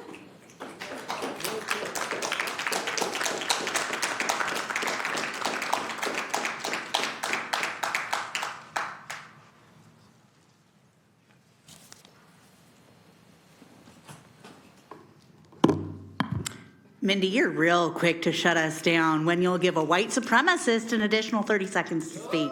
You need to take your little love, not hate sign down, because that's clearly not your values. The city council, please. She is part of the city council, Daryl. Also, Brown Act violation. Don't address me. Just like Keon said, this is another thing that could be funded if the council's priorities were to actually help the people who live in the city. I just really have to address some of the things that first speaker said about, wanting shelters to not be near schools, because what do we do with the children who are living outside? How are they supposed to get to school? Are they dangerous? Most of the unhoused people that are out there are not dangerous. And those who are only because they have been so attacked and triggered in whatever their issue is, because they're being moved every 5 minutes by police. They're being told you can't be here. What's funny, Daryl? I'm sorry. Nothing. Go ahead. Yeah, you regularly speak to other people when people are up here on the microphone, and I think that's incredibly disrespectful. We want your decorum, Daryl. Yeah, read the decorum statement. You should really just be more respectful, Daryl. Blatant disrespect. Did y'all see the faces he was making at me earlier? It's pretty funny. Yeah. Grow the fuck up. Our next speaker is Dylan Hoy. I have 6 speakers online. Hi, can you hear me? We can. Please proceed. Great. I first want to thank Carly for her excellent comments. That was great. And second, I just wanted to say a couple names that shockingly were left out of the presentation from the city. Their names are Rebecca Road and Stephen Sorensen. Both of them are unhoused folks who died this year, 2023, during the severe storms. The wind got really strong and blew over trees that fell on their tents, and they're no longer with us because of that. And nobody brought that up, despite the fact that this is supposed to be a report about our respite centers in Sacramento County. We failed Rebecca and Stephen this year, just like we failed dozens of others before them who have died due to inclement weather. The fact that people are dying because the weather is too severe for them to be living outside in 2023 is just appalling. I don't have all the words to express how furious it makes me and how disgusted I am at every single person sitting up there. Well, I shouldn't say every single person. Some of you were trying your best, I suppose. You mentioned that this was agendized because Katie Valenzuela requested it. If I remember correctly, she requested it in January to be agendized. That's 5 months ago. I know you received a number of public comments about it 5 months ago. I certainly made one back when people died because we were having severe winter storms and there were not enough respite centers open. Man, it's hard to come up with all the words to say. I can't be eloquent right now. I'm just fucking mad because people die and you're not doing anything about it, and it doesn't seem like you have a lot of plans to do much about it. I noticed in the criteria for when respite centers will be opened during cold weather, none of that included wind, despite the fact that that's what killed the 2 people this year, was wind knocking over trees, but that's not mentioned anywhere in the conditions that would cause you to open a center. I see my time's about to run up, and I know I'm going to get cut off. Not much I can do about it because I'm on Zoom. So I'll just end by saying do better. Thank you. Thank you for your comments. Our next speaker is Court. Court. Hi, can you hear me? We can. Hi, I'm calling in to express support for an expanded program in solidarity with other speakers. Things like this need to receive more city funding in order for proper outreach and access for folks in the elements that are only worsening with climate change.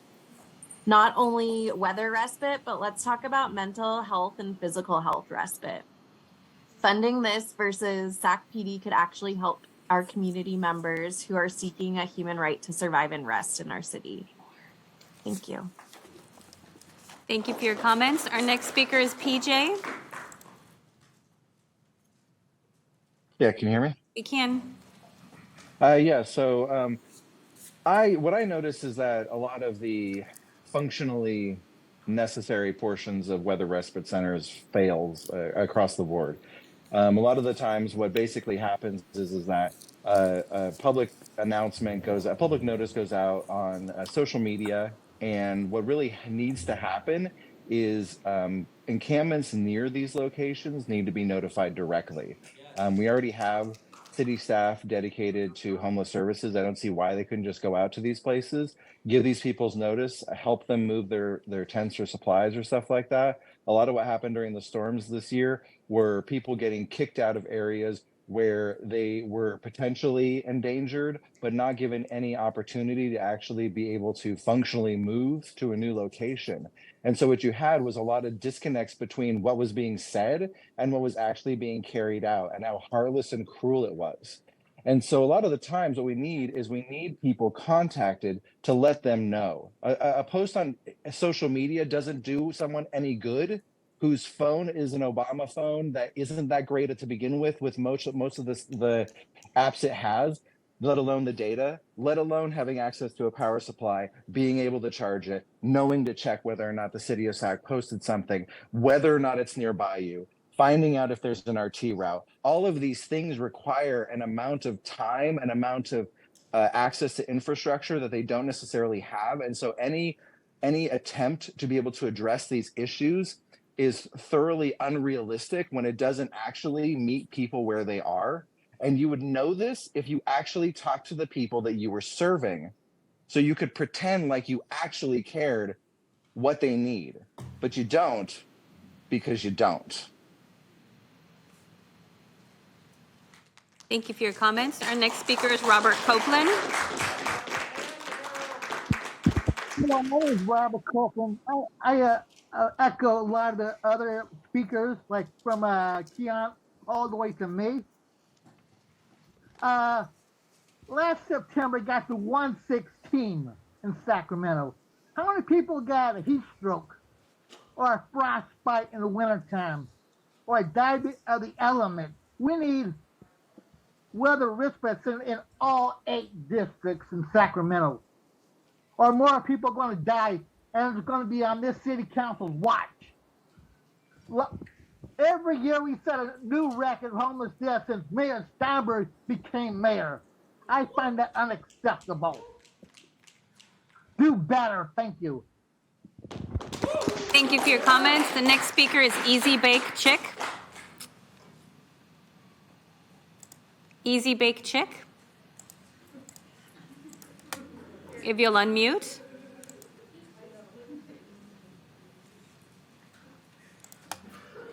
We'll try one more time. Easy Bake Chick, if you'll unmute.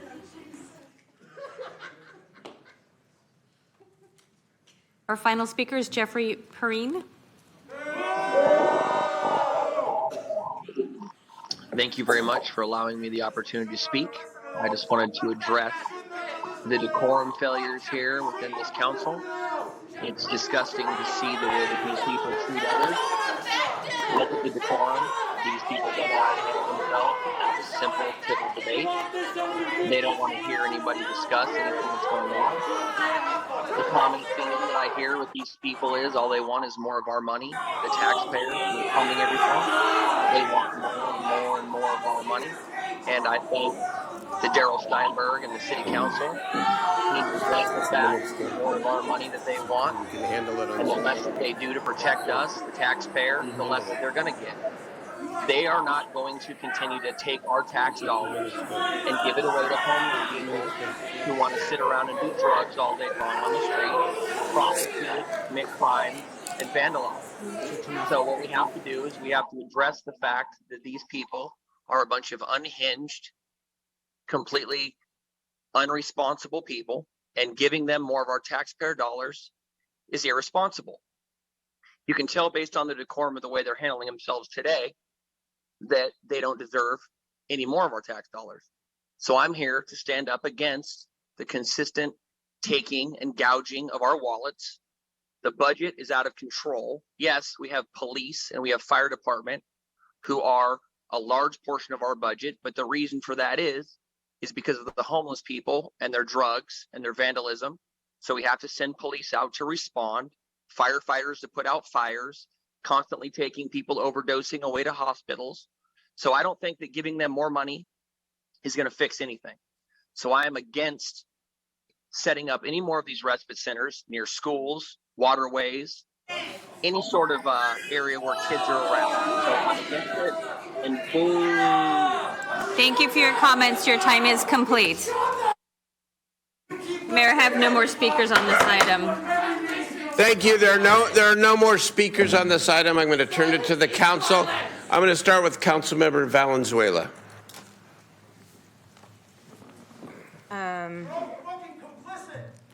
So as was mentioned, I requested this item back on January 10th, and I'm really glad we're having this conversation now because we are approaching hot weather, but I originally requested it because those storms that we keep talking about from January actually didn't even trigger that weather criteria. Nothing would have been open on New Year's Day and afterwards, and I do give credit to the mayor and the city team and the RT team for figuring out how to get something open quickly when we realized how bad the storms were, but I hate that we were in that position in the first place. And my request to the city team was to have a discussion about funding because I'm not sure how much we're spending on these sort of temporary, like stand up, overtime, sit down, stand up, overtime, sit down activations versus what we used to have, which was options available from like November 1 until February, like the end of February. Like we used to have Winter Sanctuary in partnership with the churches. There used to be a program that the county funded as a caveat. that was open every night and that people knew they could count on and knew they could go to. And it was a spot that they could get dry, get services, get meals, and just reset, and be able to be safe for the night, regardless of the weather. And so that was really the conversation I was hoping to have, because I think we all recognize that, I hope we all recognize that this current response system isn't working for a variety of reasons, not only because people are dying on the streets, because it is so sporadic, but also because our city team is forced to stand up, sit down, stand up, sit down, stand up, sit down. And I don't think that's good for us as a government and our city staff, but also just in general for folks on the street who don't know when and how and where sometimes these things are going to stand up. I thought City Hall being open at night made a lot of sense because we already have staff that are here all night, every night to watch the building, and we have the bathrooms and we're set up to receive the public. And so it made a lot of sense to have City Hall here. And as has been mentioned in very recent weeks, we have folks sleeping right outside, and it feels really, I don't know the right word for what it feels like to have people sleeping outside when they could be indoors and we could be doing more. So I guess that's the conversation I want to have, and I wonder, Nick or Mario or even the city manager. So when I made this request in January, I talked specifically about, do we have any sort of data on what it's costing us to stand up these temporary activations, so that we could talk about whether this makes sense to approach the county to try to stand up an all-winter program again, what makes the most practical sense given our resources. And then before you answer that, Howard, I just want to note that I appreciate in the summer that it's a very different scenario because it's during the day. And so we have a lot of facilities that are open during the day. I also want to note for some of the public commenters tonight that a lot of those facilities are in parks and next to schools and next to waterways. And so there is a tension between where we're telling people they can and cannot be and where we're also telling them they can go when they need help and support. And so I guess I'm trying to make this make sense in my own brain about how we are a little bit more strategic about the resources and staff capacity we have, and make a system that works a little bit more predictably for everybody during those times of the year when the weather is really unsafe. Absolutely. I'm going to have Nick come up and talk a little bit about the budget that we have, because it's not as clean as, us standing up. City Hall, for instance, was not city staff running it. It's us gleaning from other contracts we have with, whether it's the OA, Hope Cooperative, Salvation Army, and all the different teams. It's the very impromptu nature that caused a lot of the challenges that you're pointing out. And so the conversation this council had was, let's take a look at 24-hour respite year-round. And so that's what we stood up at the Outreach and Engagement Center.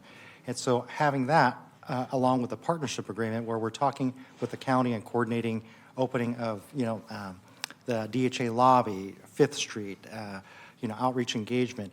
And also, if we got to the place where we're at capacity, we would look at other sites to include City Hall.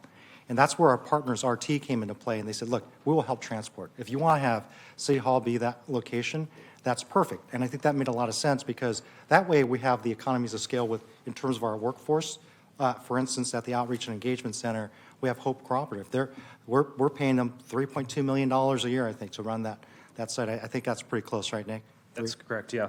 Yeah, and so to the extent we have capacity, we want to help transport, again, with the help of our partners. And when we get to capacity, we will look at other places where we can have warming and cooling centers. And so I think it's been working with the county. In terms of the budget, there's not a clean number that I can pull out for you, other than to say it's some city staff, it's some YPC, it's all hands on deck from DCR, it's Hope Cooperative. So it's not delineated that way. We can certainly have a conversation if we want to delve into that further, but the real question is that I've had for the mayor and this council for years now is that what is the criteria we want to look at? Give us a temperature, up or down, winds. Be very specific so that we have the predictability so our team can respond, because the impromptu nature is very problematic and it's very expensive. Nick, you want to add to that in terms of the dollars? Yes. So the Outreach and Engagement Center, and absolutely, it's not entirely an apples to apples comparison, because it does cost the budget is up to $3.3 million annually, but that involves both sides of that program, and as well as their ability to be able to staff when we do have the surging to the 100 people. The benefit of that with this last winter is we know that we weren't going to be biting into a budget. that we didn't have available, and also because it's not open. It's not open to serve 100 people on any normal given time. It's actually the utilization of that budget is actually fairly low. There was a winter sanctuary program that was activated most recently, I think, in 2019 at the county, and we did get the numbers of what that costs. That was in 2019. So just to give a general conservative idea, presuming a 10% increase in costs, it likely would be a contract of approximately $666,000 a year to serve up to 100 guests for 14 hours per day over a period of 106 Nick, can I add to days. that too? Because I did have a conversation with the county about the winter sanctuary program. The financial piece is one piece, but the other was to find providers who were, using their words, they were not burnt out. Yeah, and I know I talked to a lot of the folks because there's a lot of church groups that were run by folks who are a little bit on the older side of age range, and especially during COVID, it became completely unsustainable. Like folks who were even doing Correct. voluntary winter respite because they were scared of exposure. And so you saw a lot of programs shut down that had been operating this system because you had older adults who were worried about catching this illness. I think, so you said 660,000 a year? It's probably about for 700 plus by the. 700 plus, Yeah. okay, we're going up and up, but that's. Yeah, for it was one. it was 660, and then I think inflation, let's round up to 700. I think And that's for one. one season. That would be for one season for in the one winter, center? essentially. Okay, for one center? No. For No. one season, one For all of winter it. season. It's revolving. Wow, so that's $700,000, we think, to stand up Winter Sanctuary again in 2023 dollars? Is that, I just want to make sure I'm understanding. Yeah, that. so I don't know the winter sanctuary numbers in terms of how many people they serve per night, but it's during the season, and it was on a rotating basis Yeah. with some of our partners. Yeah, Yeah. so The citywide. contract language was to serve up to 100 people on any given night.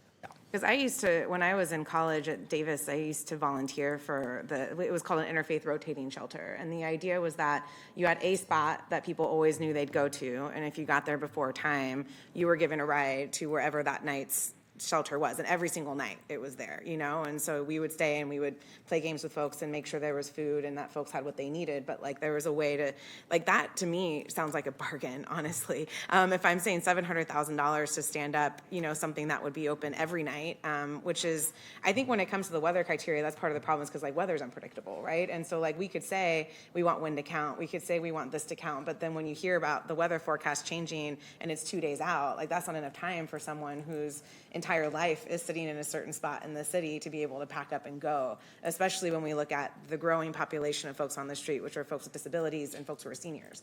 So like when we think about that lens, what would that look like? I mean, 700,000 feels like a steal to be able to save even one life. That would be worth every penny. I think so I that- guess that's for consideration of the council. Like, what is Yeah. the strategy for that? Like, what do we look at? And I don't know how whether it's approaching the county. I mean, we have a couple months, at least till winter. I know summer is coming a lot faster, obviously, but I guess that's for feedback of this council is like rather, we went to weather-based activations for extreme weather events in case of emergencies, like. We still do that, yes. And I do want to talk about why I don't think flooding was included on that list either, and that's something that we identified. So that's separate then. Maybe Nick, you could hit on the OEM piece. Yes, as opposed yes, to. and apologies that I didn't mention that earlier, but the weather respite criteria that we work with on the DCR side of the house is separate and distinct from the Office of Emergency Management, which has their own set of criteria that does account for when they do have flooding, and those are when they have like FEMA type events. Yeah, absolutely. So I guess like one suggestion, so I have two suggestions, I guess. One is how do we strategize around, and maybe this is for the workshop coming up, maybe this is for a partnership agreement meeting, I don't know. But $700,000 to stand that up, and with partners like RT, like it seems like we could probably make a system work that we could grow as it needed and be able to create a system of predictability for folks. On the other hand, I really like to talk about whether our weather criteria can include, I think the proper phrase is extreme weather events, because that's what was happening, is we were getting warnings of extreme weather events, but it wasn't triggering the temperature criteria or any of the other criteria we had. And so I feel like extreme weather events in general should be cause for us to try to ramp up through the Office of Emergency Management. But those are kind of my two thoughts of thinking about, like, could we include extreme weather events as a way to say, oh gosh, because with flooding, extreme wind, I mean, none of those were covered in January, and I think that's important. That's something and also talk about how do we stand up a more comprehensive system that isn't so Well, and I could talk with Daniel Bowers out of OEM to see about how we can, in conjunction with the Cal OES, there's a whole system that he has to coordinate with in terms of adjusting that criteria. But for Sacramento specifically, I think we can do that. You know, I want to hit on one point, though. You know, the haphazard nature of standing these things up is why the mayor brought this issue of year-round respite. And I go back to the fact that when we have capacity, that's where we should have people go. And to the extent we're at capacity there, we will look at other options. So, Yeah, and We go finish. Oh, yeah, sorry, just my final thoughts there, No. because I think that's a good point. And I think like the numbers of success for the OEC are phenomenal. I mean, 50%, almost 50%. I mean, that's unheard of in most triage type situations. So, but I also know that it's also full a lot. Like I happened to see Aaron at an event and I said, hey, do you have space? And I know this was talked about more comprehensively last week, but like it's full a lot. And so I appreciate that we can use it as sort of a backstop in certain extreme situations, but it's also really demonstrated that like it works. It's full, it's being used. People are going to it. They're getting the help that they need, not 100% of the time, but a decent amount of the time. So what does that look like? And I know, Mary, you want to chime in to expand that model for year-round. Then consider winter sanctuary and layer on top and consider weather-based criteria that includes extreme weather events as an additional backstop. 30 seconds, I'll turn it over to you, Mayor. Just for context here, you know, I agree with you. I mean, if we could find another outreach and engagement center for 3.3, 3.2, that would be great, because that's what Miller Park costs us for tents and trailers. $3.2 million a year with different outcomes than we have in the outreach and engagement center. So I think that we just need to figure out priorities on how we want to spend our dollars. So one of the reasons why, and again, we're not making decisions tonight about expansion, but one of the reasons we chose the North Area Engagement Center was because the city owns it. And this is one of the major challenges, is to find not just the site, but the ownership where we have some control and can immediately operationalize bringing people indoors. So I appreciate, City Manager and Councilmember Valenzuela, a little bit of the discussion of the history, because if you remember, I'm losing track of the years now, but I think it was the winter storm of 2021 where people died, and I called for year-round respite. Excuse me. I called for year-round respite, and the council debated it and actually passed a year-round respite policy and said we were going to open as many outreach and engagement centers as we could. That led to the North Area. But here's what morphed, if you will, over time. Year-round respite is really year-round shelter, transitional housing, and permanent housing for people. That's what has been the drive. And that's been the drive under the partnership agreement. That's how we've gotten to 1,100 beds a night now in the city every single night. And so the dilemma here's, I agree with Councilmember Valenzuela. Let's find a way to bring back Winter Sanctuary with the county and having them, you know, I hope take the lead on that, because that's something that they traditionally funded. But here's the real dilemma in terms of how we spend our city dollars on homelessness. So, you know, every day we are looking for new spots, every day. And today had a conversation with one of my lead staff members about a potential hotel. And it comes up all the time, right? I'm not going to identify it at this right now, but it just comes up. And so we say, okay, it's available. Yes, it may be available this summer. What is the cost? Cost is several $1 million a year to do temporary housing with wraparound services for people that generally does not occur with the same kind of intensity at the respite center.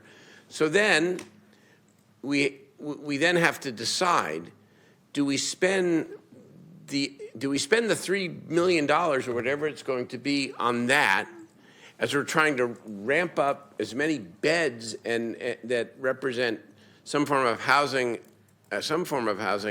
for people for a longer term, or do we do more 23-hour or 14-hour respite, and I know it should not be either or.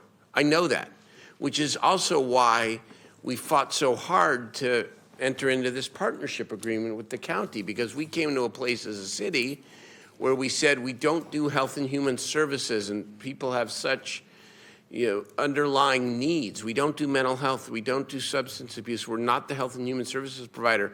We've done more, despite the fact that it's not enough, than our city has ever done in history with those 1,100 beds. And yes, the problem's grown worse. And so we can only do respite and more temporary and or longer term beds if we're in partnership. And so we're desperately trying to add to that 1,100. We have to. It has to go much higher. But do we spend a couple $1 million purchasing or at least long-term lease of another hotel or motel, which is respite, but it's more permanent or at least longer term, or do we do winter sanctuary? I say we find a way to do both, okay? And that we bring back, and that we find, and that we that we try to find a way to layer back the winter sanctuary. And the weather criteria, we have fought for broader and broader weather criteria, and willing to revisit that again, okay? Sean? Thank you, Mr. Mayor. Nick, first of all, thank you so much. Really, this year, I don't know, with your leadership, I know you don't have the title yet.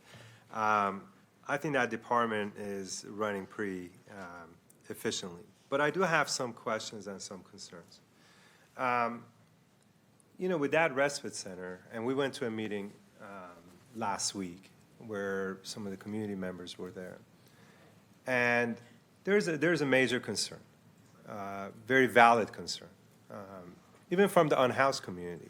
There were some voices there that they said, hey, I don't feel comfortable going to this facility because the other night I was there and somebody said, hey, I'm waiting for you to fall asleep, I'm going to cut you up. And these are statements that come out. And I understand that we want to cover everything that's the positive things, but there's also negative aspects of it as well.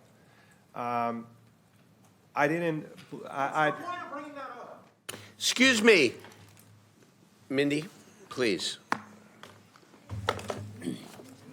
Please. Please, I'd like to Can't have you remember, shut members of the audience, please do not disrupt the orderly conduct of these proceedings. By continuing to speak out of the audience, you're now in violation of Chapter 5 of the City Council Rules of Procedure.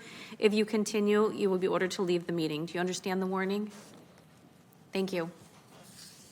Thank you, Mayor. Thank you. So right now, that particular building is not working at its optimum level, and it's not doing what we had promised people, the residents, the businesses, and the unhoused community of what it can achieve. My apologies to all my colleagues. I have zero alliance with the contracts that we sign with different vendors. They're getting a multi-million-dollar contract. They have to do their job. Their contracts are much higher than some private entities that they charge. So I have, I'm not the type that sits up here and, says, oh, they're this, they're that. They're getting paid for the job that they're doing. $3.2 million for running the respite, that particular building. We have a lot of issues with that building right now. I mean, to a point that really I like to ask to literally stop everything as of right now for 1 week, so we can get together and find out what are some of the deficiencies in that. What we're doing right now is that right now with having one location in one particular area, the district that I represent, the unhoused community has increased by probably double digits just this year. And it's obvious that this very vulnerable community, it's somehow moving to the area, whether they're being told or they hear that that's the only respite center, they're coming out, which obviously I would too. But right now, the way that site is being ran, it's not very efficient. No one, whether from the unhoused community or whether a resident in that community, should worry about going to sleep and wonder if somebody's going to cut them up. Plain and simple. So for $3.2 million, and now we're saying that's the only respite center, all we're doing, with all due respect to you, Mayor, City Manager, we're just advertising that any unhoused individual somehow make your way to District 2. And I don't think that's fair. Can I interrupt for 1 second? Please, go ahead. Councilmember Valenzuela did not raise this tonight to call for the expansion of any particular center. So that's why, and I gave you the grace because I said, let's talk about this next week. Instead, we want to talk about the weather criteria. And so I think we just ought to divide the issues because— I would greatly appreciate it if we don't advertise this site, because this site today, until we figure out what the issues are, is at full capacity. I have no problem with us talking about respite centers. Okay. But if you could please stop advertising this location, because it cannot provide the services. It's at its current limit.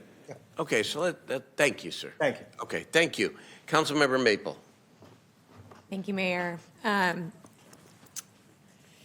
been thinking a lot about this, and I know, I just want to echo a lot of the comments of Councilmember Valenzuela on this. I think we've struggled a lot over the last several months, and my colleagues for years, on what's an appropriate way to ensure that people don't die on our streets during weather events.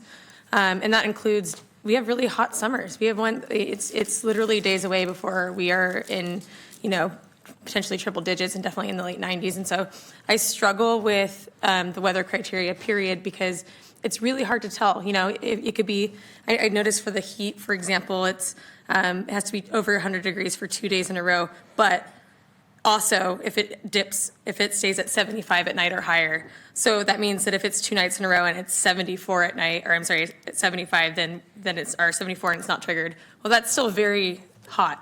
And it still could lead to issues for people and lead to death and other complications. And so I am definitely a proponent of finding a way that we can have something that's more structured year-round, but is also accessible. I totally understand your feelings, Councilmember Laloe, and I think that we need to have more coverage throughout our city as well. I represent the South area, and there's nowhere for folks to go unless they're getting on transit, and that's only if they know about it. And I know, I just want to applaud all the work that you're doing.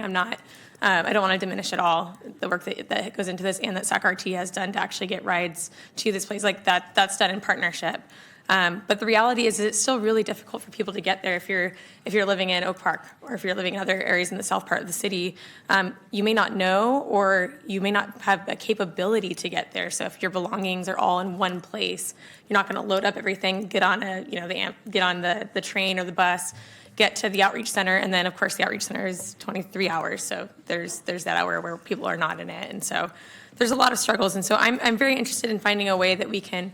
Like Councilmember Valenzuela has mentioned before, finding a way to have some more, like a sanctuary model that has existed in the past, finding ways to use our partnership with the county to stand something like that up again. I'm really hopeful with the new partnership that we do have and the work that's gone into that, that we can make that happen. But I just think it's vitally important, especially as we continue to see numbers grow, that we create spaces for people to be able to escape. And then I also wanted to echo wind as another factor, flooding, and find ways that we can coordinate more with that OEM response and our response related to respite, because they're all everybody's a person and is experiencing that event.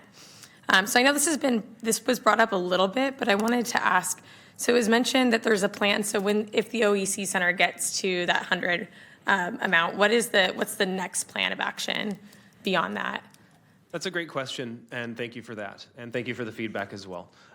So one of the great things about the partnership agreement that we were able to really get going over the winter time was that coordination across entities, so that as we had city sites that were filling up, then we knew where the county sites were going to be, and we could make sure that there's a way for people to access those, and then vice versa. So that's how we did it in the winter time. In the summertime, I would presume it would not be dissimilar, with of course the goal being that we would not, as a community, I'm sure we would not be interested as a community in having every single center full and nowhere for anyone else to go when there's severe weather conditions. Okay, so other locations would be considered, and you cross that bridge when you get there. Correct. Right, okay. Correct. And the first form of that really is that coordinating with the other respite providers. So the first step is I'm talking with Emily on the phone, and I know that the Outreach and Engagement Center is going to be getting full, but the DHA lobby has space, and trying to consider that.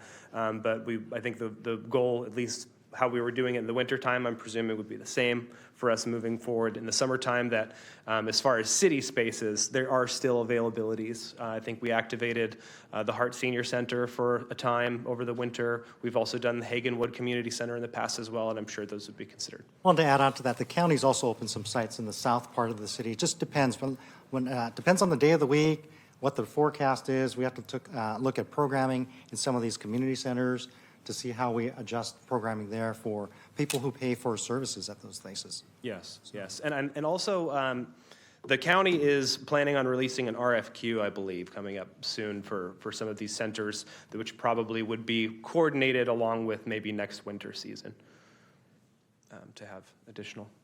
So for them to stand up respite centers. Correct, to work with the private community to stand up centers. I don't know how similar or dissimilar that would be because they're very early on in their process. Nothing's been released yet at this point, and I'm sure they're still formulating what it would be. Would it look a lot like Winter Sanctuary? Would it look like something more stationary? That I couldn't speak to. Yeah, this could be a good topic for our 4x2 meeting. Okay.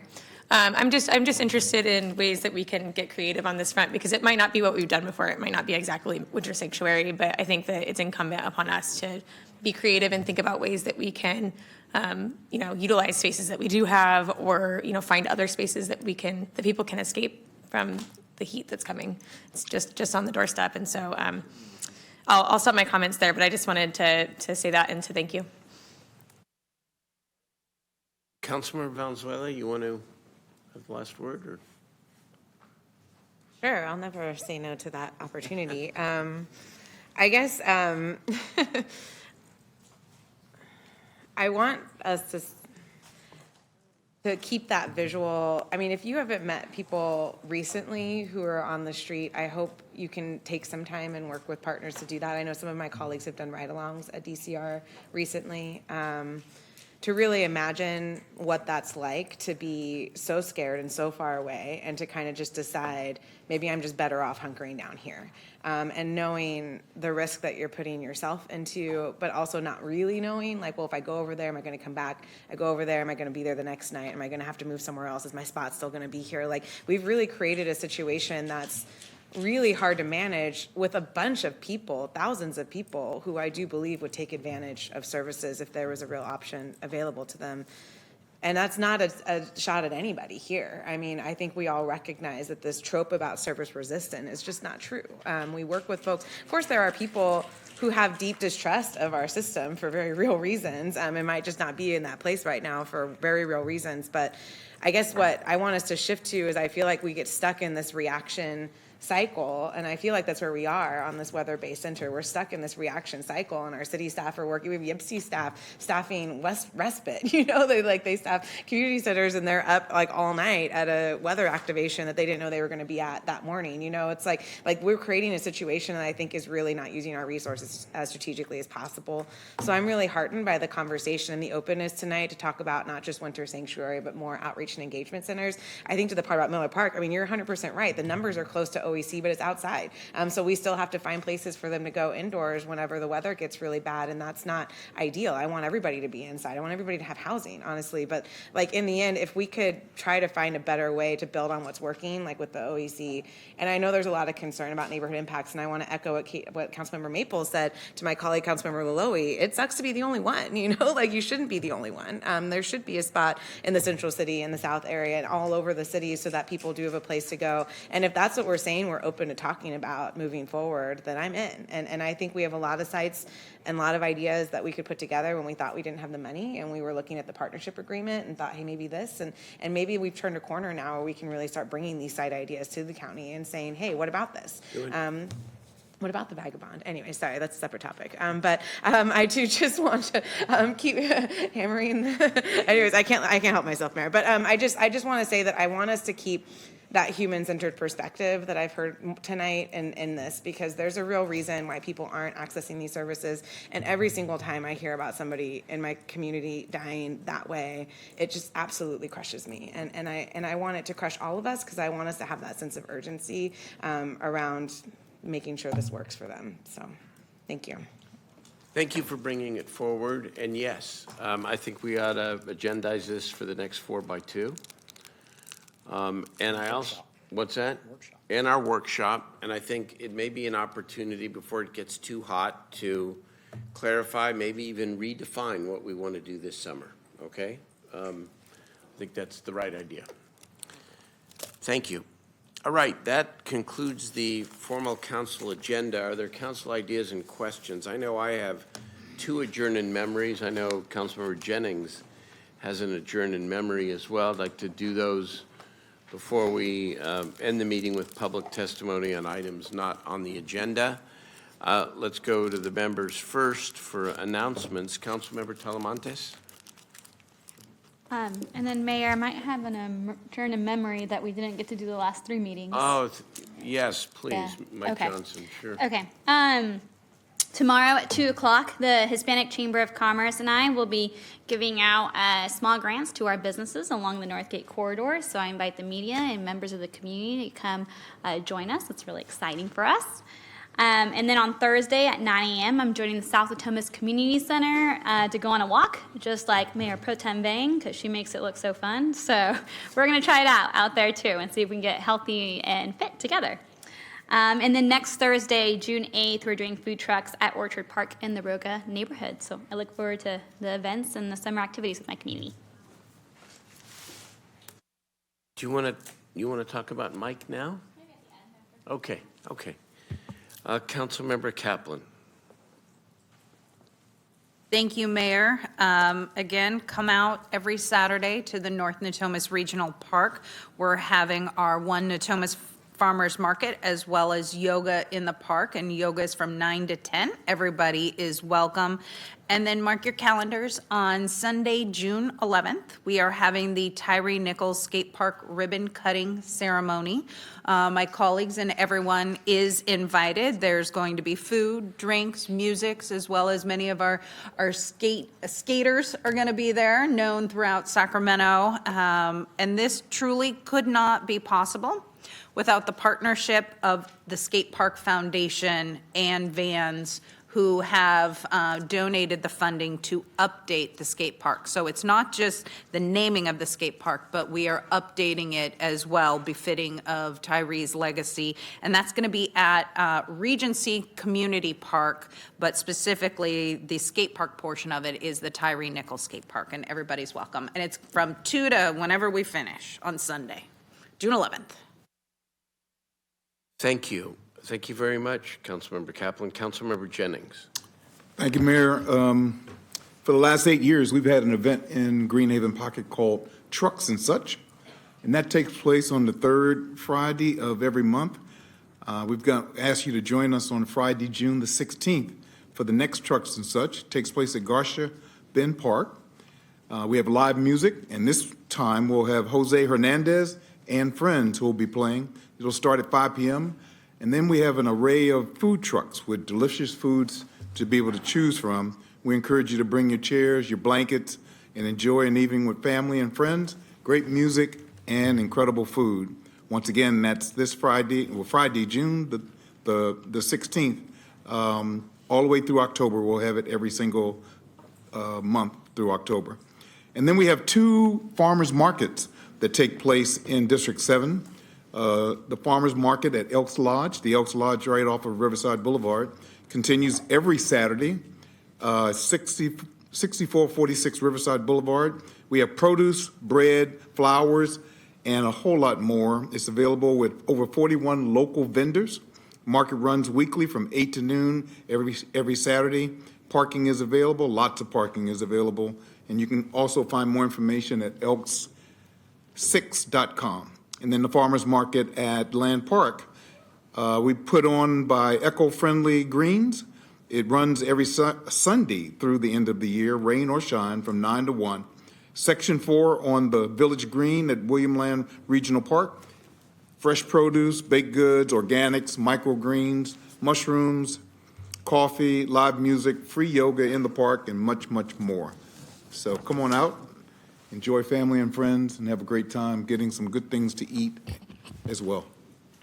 Thank you, Mayor. Thank you very much, Councilmember. Councilmember Maple. Thank you. So just a reminder that tomorrow at noon, the city's LGBTQIA employee resource group will be doing an event to raise the pride flag. So we'll have a lot of speakers there, food trucks and fun. So that's going to be here at City Hall. And just really want to elevate the work that that group has done to put this together. A lot of work goes into that. So really appreciate our employees there. And then on Thursday night, it'll be the Golf Course Terrace Estates Neighborhood Association General Meeting and Mixer. It's going to be at H.W. Harkness Elementary, so it's going to be a lot of fun, a chance to meet neighbors. And then on Friday night is our Oak Park First Friday, so come on by there, just, go to our local shops and come say hi. So that's all for me. Very good. Thank you, Councilmember Maple. Okay, let's do the adjourn in memories now before the public testimony, okay? Is that all right? Councilmember Talamantes, why don't you begin? Okay, so I'd like to adjourn this meeting in memory of Mike Donovan Johnson, who served as a member of the Sacramento Area Firefighters Local 522 Executive Board since 1972, as the city director, and was elected city vice president in 1974. Mike was a member of the California Firefighters Joint Apprentice Committee. Mike was a delegate of the Sacramento Central Labor Council, a member of the Industrial Relations Association of Northern California, and sat on the Regional Task Force. He performed the duties and responsibilities of the Political Action Committee Treasurer for 22 years, represented the Sacramento Fire Department for more than 30 years, and served 20 years on the Sacramento County Democratic Committee and 40 years as a delegate. He served 20 years and was still serving upon his death as a commissioner with the Sacramento County Civil Service Commission, having chaired multiple times. Mike never did karaoke at the Pine Cove, but he watched Dick Mayberry and others in action. He was full of wisdom, and I loved learning from him. Mike was a dear friend to many, and the mayor and I had the honor of celebrating his life with Gail and the Johnson family 2 weekends ago, and he is in our thoughts and prayers. Thank you so much, Councilmember. Councilmember Jennings. Thank you, Mayor. I want to close in memory also of Clarence Elliott Williams, Jr., born in a place called Steubenville, Ohio in 1947. And as a child, he loved school and he loved baseball. He was drawn to California as a young man, and he came seeking education and employment opportunities.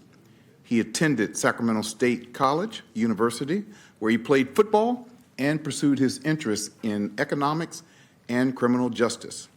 Upon graduation, he launched a career in the California legislature, interning for Willie Brown, the great Willie Brown.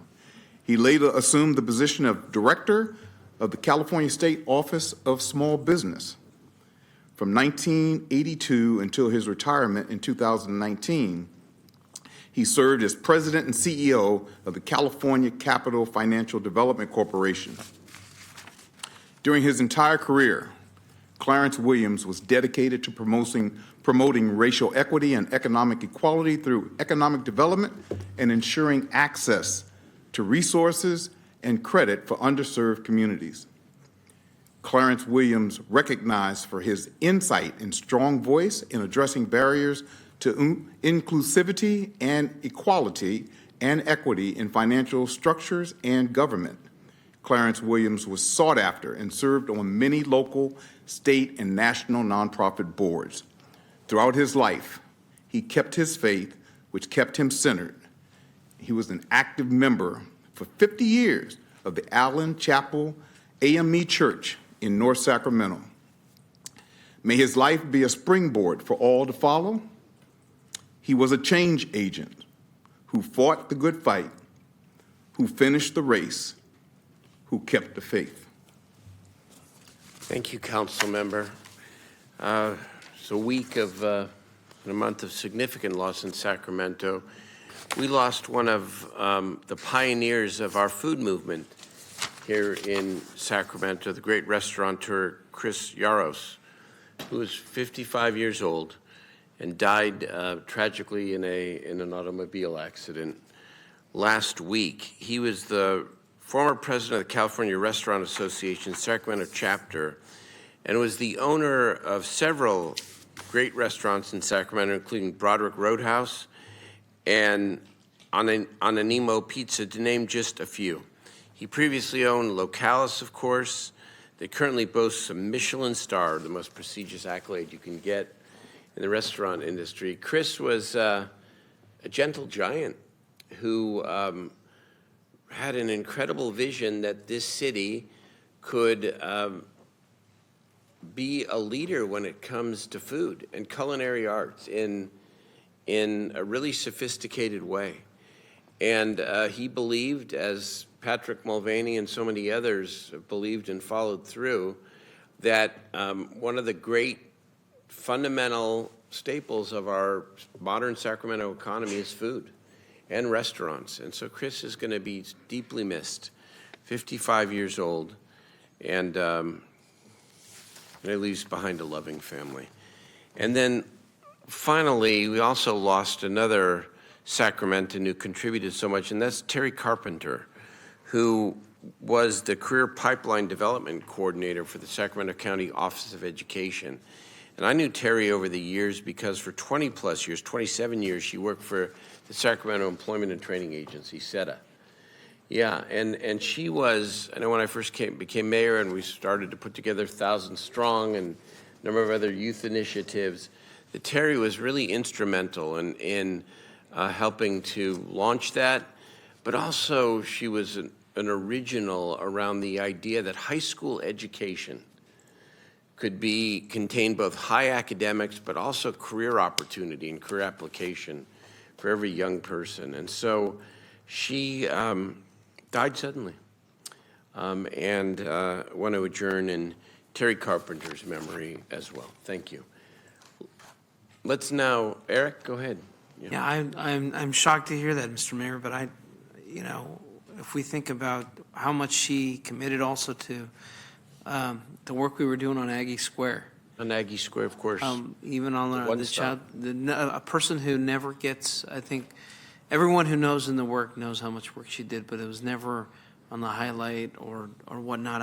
I wanted her family and others to know how much she really had on the day-to-day grind from our city staff, the county folks, set of folks, and how much of pleasure I had in working with her. That's tragic to hear, and my blessings and prayer go to her because thank you. Still had much more to give to our city. No question.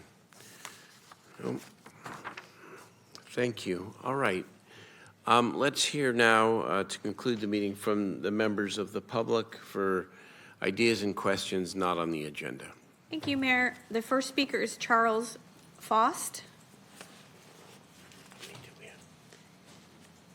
Mayor, I have 20 in chambers and I have 17 online. After Charles is Mauricio Chavez, then Chris Martinez.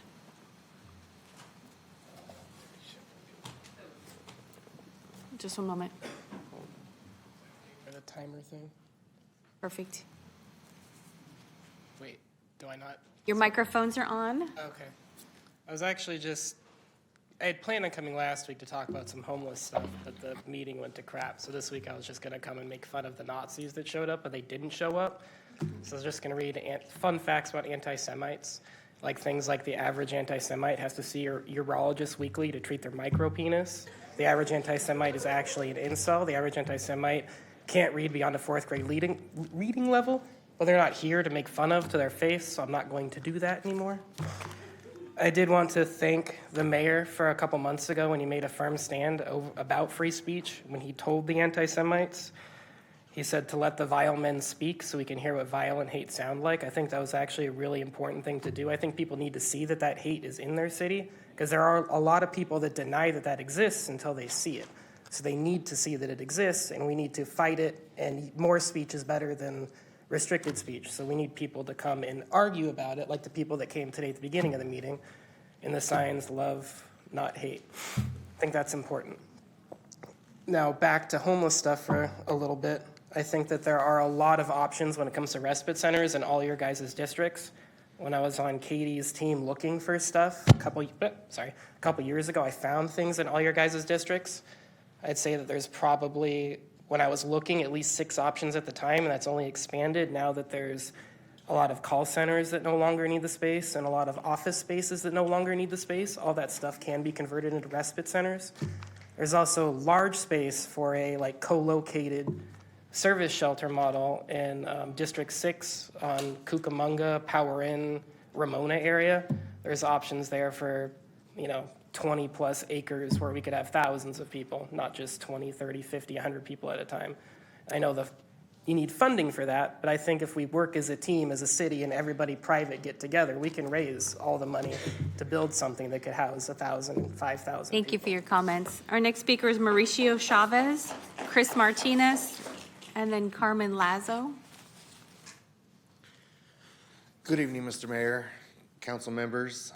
My name is Mauricio Chavez. I'm a carpenter out of Local 713, and I wanted to come speak with you to let you know how important it is to have responsible contractors working in the city. I live in Hayward. I work primarily in the Bay Area, and I was working with people who were driving in from Redding, Sacramento, Turlock, Manteca, you name it. Like, people just travel hours and hours and then have to travel hours and hours back. You think about it, that's more than a quarter of their day spent in the car, in traffic, away from the family. And that's why we believe that local hire is so important, being able to pull the workforce from the local communities in which these projects are being built. The use of an accredited apprenticeship program, which the union invests over $20 million a year in training us in the field as apprentices, train the trainers, journeyman upgrade courses, making sure that we're up on today's technologies and at the forefront of building housing, both affordable and, well, primarily affordable, but building. So that's all I wanted to say, and thank you for your time. Have a great night. Thank you for your comments. Chris Martinez, then Carmen Lazo, and then Daniel Potowski. Good evening, Mayor, City Clerk, and council members. My name is Chris Martinez. I am a local carpenter here out of Local 46. I just want to come to you and piggyback off what my friend here was saying. We need to hold these contractors, developers to a higher standard. A lot of times the men and women building these great cities, building these great halls are left fend for themselves when it comes to either putting food on the table or getting health care for their kids. It shouldn't be a decision they should have to make. Every job they work on should have health care. Every job they work on should pay them a livable wage where they don't have to worry about food on the table or moving out. They build these great apartment complexes, houses, and everything. They should be able to afford to live in these places also. Apprenticeship programs are so important to our youth. I did not have a path to college. If it weren't for an apprenticeship, I would not have anything I had today. So to make sure we hold these contractors, to make sure they're giving these young youth an opportunity is just, it's unreal. Local hire, it's huge. I don't know how much time I've spent watching my kids grow up through my phone because I've been spending many nights in a hotel room or driving 3+ hours each way to work just to make a living. And so if we could hold these contractors, developers to a higher standard and make sure that all the men and women building this great city of ours can have a life worth living and something proud to come home to every night, it'd be we need to really put it at the forefront. Thank you. Thank you for your comments. Our next speaker is Carmen Lazo. And Vice Mayor, would you mind translating for Carmen? Sí, buenas noches, Carmen. Si gusta, puedo traducir para usted, pero nomás tome una breve pausa para que pueda traducir. Buenas noches, señores presentes. Mi nombre es Carmen Lazo. Soy carpenter del local 9109. Good evening, everyone and authority members. My name is Carmen Lazos, and I'm a member of local, ¿cuál era el local? 9109. 907, local 10907. Tengo en el campo 18 años trabajando. I have 18 years of working. Lo más importante para mí el venir a hablar con ustedes esta noche son 4 cosas. The most important thing for me today is to mention 4 important things. Uno de ellos es el programa que nos ofrece la Unión, que es un programa de aprendices. One of the important things is the program that the union offers, which is apprenticeships, En el cual pude hacer yo una carrera y también ofrece a muchas mujeres para que puedan hacer una carrera en futuro. yeah, of one which I was able to develop a career and have an opportunity like many other women have. Y lo cual también puede ofrecer a jóvenes que pueden llegar a hacer su futuro en adelante. And one that young people can also offer and they can have an opportunity. Lo segundo es lo más importante, es tener una aseguranza médica en el cual And the second is the most important is to have a medical health insurance, just like pueden ayudar a las familias y a nuestra comunidad, that can help our families and our community. sin poder pedir ayuda al gobierno, para lo cual. ¿Puede repetir eso? No lo escuché bien. Sin poder pedir ayuda para el gobierno, Oh, yeah. Without having to ask assistance or service from the government. en lo cual es mi caso, ya que tengo mi esposo que es deshabilitado de por vida, And which is my case, where I have a husband who has a disability, el cual solamente respiras de una máquina y mediante mi trabajo y mi aseguranza médica yo lo cubro. of which he has to have a breathing device, and the medical insurance doesn't fully cover it. Y lo otro es un trabajo local, en el cual pedimos trabajar dentro de nuestras áreas, And the second, and the ultimate one is that we want a local job in a place where we can work locally in our area, ya que podemos cuidar a nuestros hijos y a nuestra familia juntos. and when we can enjoy our children and our family, Y a la misma vez traer nuestra economía para nuestra comunidad. and at the same time build the development of our economy locally. Y lo último And lastly, es solamente poder ganar un salario económico para nuestros ingresos and the ability to have an economically stable salary, y poder tener un futuro para nuestros hijos and to be able to have a future for our children, sin depender ayuda de ningún gobierno. without having to depend from any support from the government. Gracias, eso es todo. Thank you very much. Buenas noches. Gracias. Our next speaker is Daniel Potowski, then Keon Bliss. Can I have the overhead, please?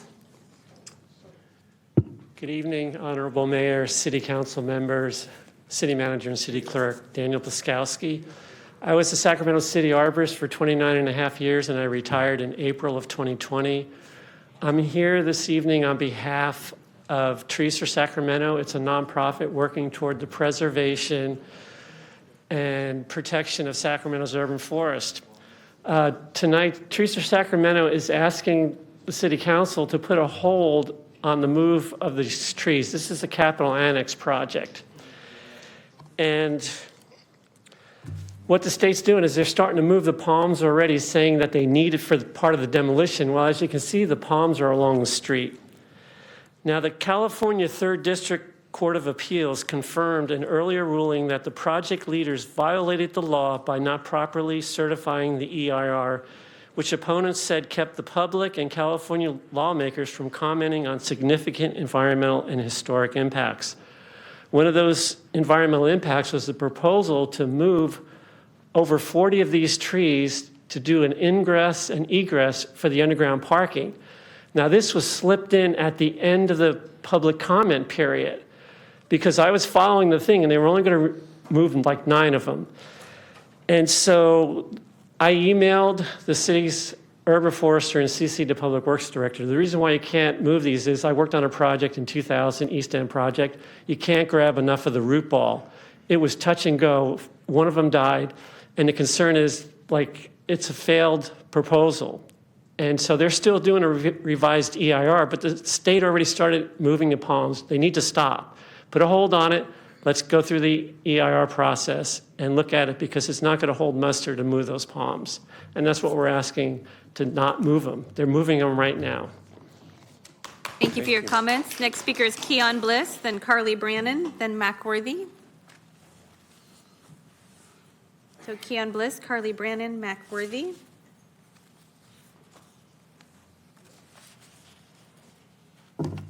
Just want to really point out and also say kudos to those of you that stood against the racist rhetoric and anti-Semitic rhetoric that was espoused earlier. Really wanted to talk around decorum issues on that too, because you all have a lot of latitude in how you enforce city council rules and procedures. I understand that the city clerk knows that and the city manager understands that very well, but you don't have to give them a bigger platform than they already have. Free speech goes both ways. The same way that they have the supposed absolute right to spout like immense amounts of hate and vitriol, violent rhetoric, we also have the right to criticize that and also drown it out. So when it comes to what you heard earlier, I appreciate you for not having to do that, to gavel it out like you usually do, which you could do anytime.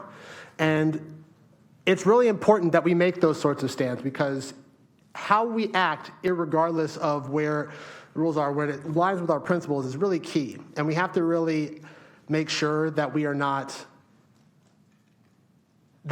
giving a platform to hate just for the sake of following along with the process, just because it's always been. What always has been does not always have to be.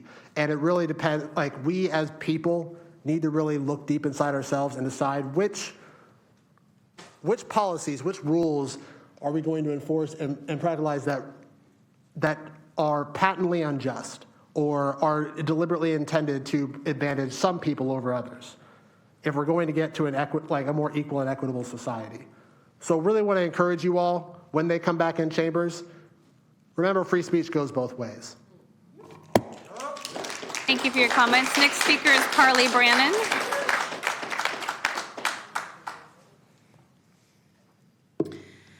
So in the beginning of the meeting, we were asked to not disrupt the meeting, but instead stand in silence holding our signs. We will not remain silent in the face of white supremacy.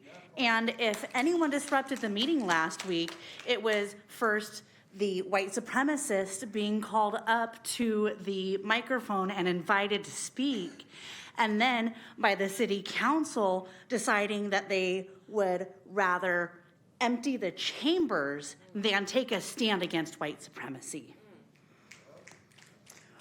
Why is it that back in 2018, after your Gestapo pigs murdered Stephon Clark, you were able to remove a black man from these chambers and then prevent him from coming back for several weeks because of the way that he was expressing his pain and his grief?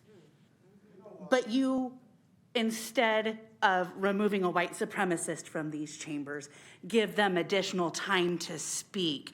There's a big disparity there. A couple of weeks ago, you cut off a woman of color who was telling council about a serial killer who is killing unhoused women right next to Camp Resolution, a camp comprised mostly of women, but again, gave a literal Nazi additional time to speak. And tonight you cut the mics in the room so that a white supremacist hatred could be heard loud and clear for all attending via Zoom, phone, or viewing on television. The values that you uphold are so incredibly apparent. Love is not silent. We will not be silent. We will be fucking loud, and we will disrupt white supremacy every opportunity we get. Since we're adjourning this meeting with some names, I would like to adjourn the meeting with these names. Gabby Navarez. Thank you for your comments. Our next speaker is Mac Worthy. Joseph Mann, Desmond Phillips. Carly, your time is complete. Please take your seat. Michael McIntyre, Stephon Clark. Carly, your time has expired. Please take your seat. Marshall Miles, By continuing to speak, you are disrupting the orderly conduct of the meeting. You are now in violation of Chapter 5 of the City Council Rules of Procedure. If you will not stop, we will order you to leave Point of the meeting. order, you've exceeded your time and beyond. Our next speaker is Mac Worthy. People, I was here at the last meeting, but we got to understand some things. Freedom of speech. It just said whether, nothing in that said whether it's a hate speech or not, does it? You as a lawyer, you should know.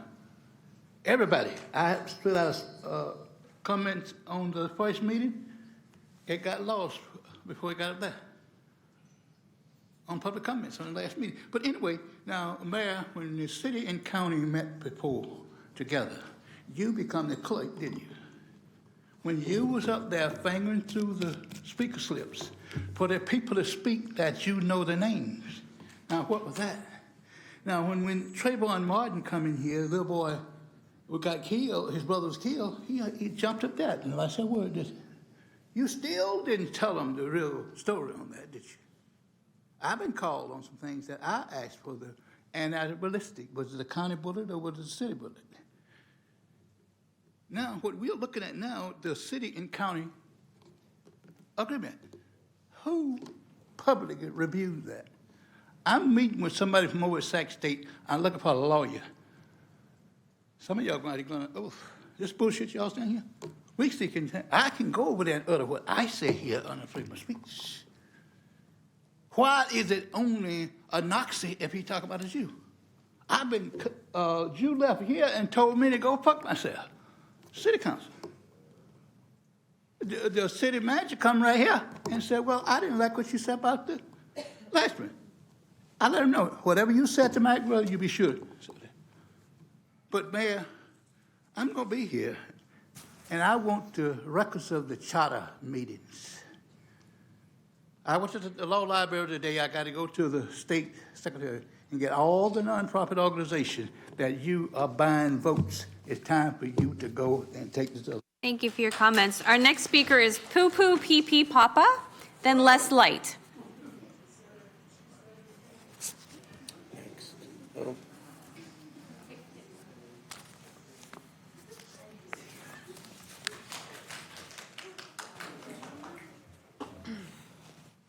All right, so 2 weeks ago, a white supremacist came and spewed hate speech right here.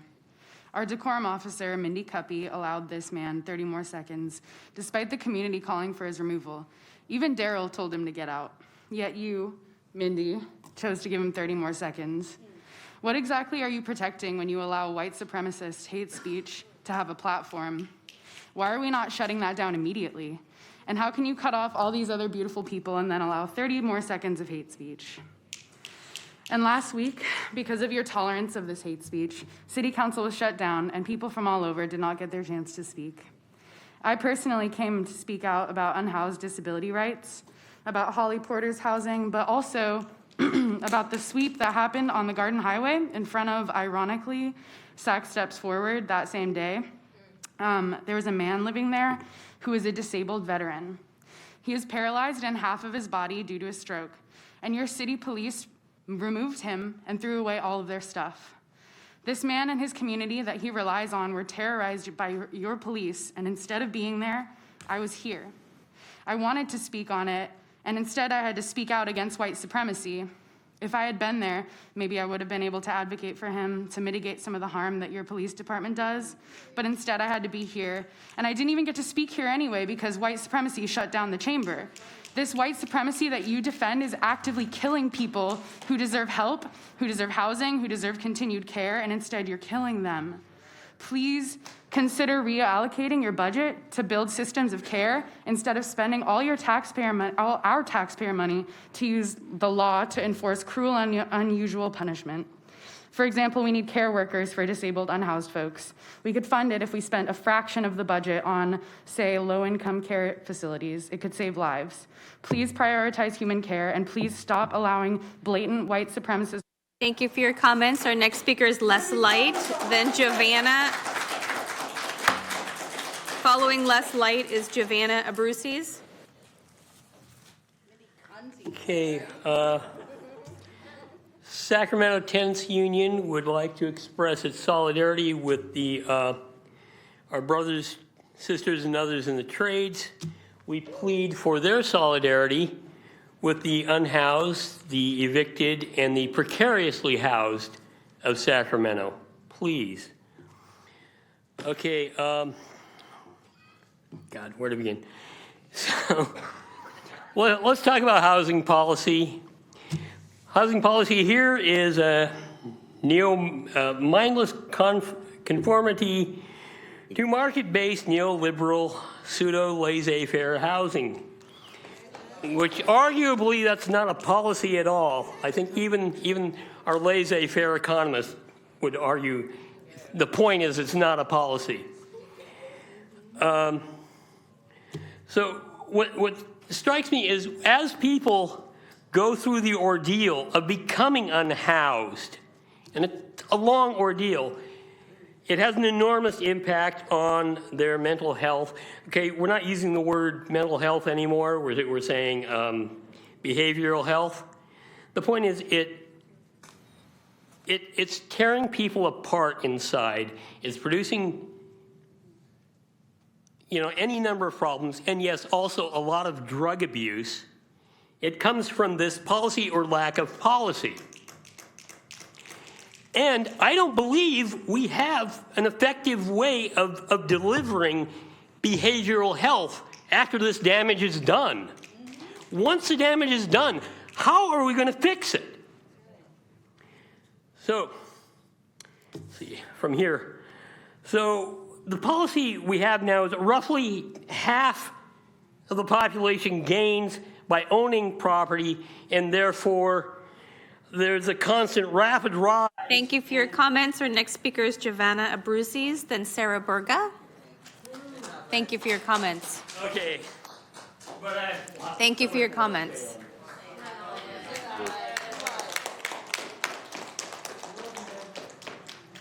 Good evening, Mayor and City Council. My name is Giovanna Abruzes. I would like to address you guys once again how I am 4 months pregnant with twins, and on April 26th, where Sarah and the executive director of the Brazilian Center and myself were attacked at Clara Studios by a man that is paying for services there, representing the Sheriff's Department.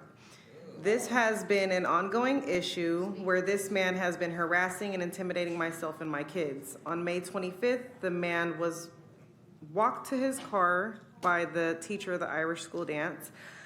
He had left and returned with his son that had a shirt that said "Blue Bloods Matter" with a Confederate flag. He kept making gestures as if he were armed. Also, I would like to touch bases on about the safety issues and the racism that's going on at Clara Studios that is ongoing and nothing is being done about it. We have no bathrooms. And the bathrooms that belong to the Brazilian Center are being used as a private storage room for Megan, who is the executive director of Clara. I would like to bring this to your attention, that this is taxpayers' money, and the city of Sacramento needs to take a look at what's going on because the city is empowering Megan to be a racist and support the white supremacy. I am urging Katie Valenzuela to take a look at what's going on in her district. This is unacceptable. We're taking classes there, and people at Clara is clearly not accepting people of color, Latinos, with so many attempts to get in touch with the board of directors. I decided to come here and express my concerns. Thank you for your time. Thank you for your comments. Our next speaker is Sarah Burga. Following Sarah is Mobin. Good evening, Mayor. Good evening, City Council. My name is Sara Borga. I am the CEO of the Brazilian Center for Cultural Exchange of Sacramento. When the pandemic hit all of us, the Brazilian Center served 600 plates with the money that my husband, as a driver, was providing to us.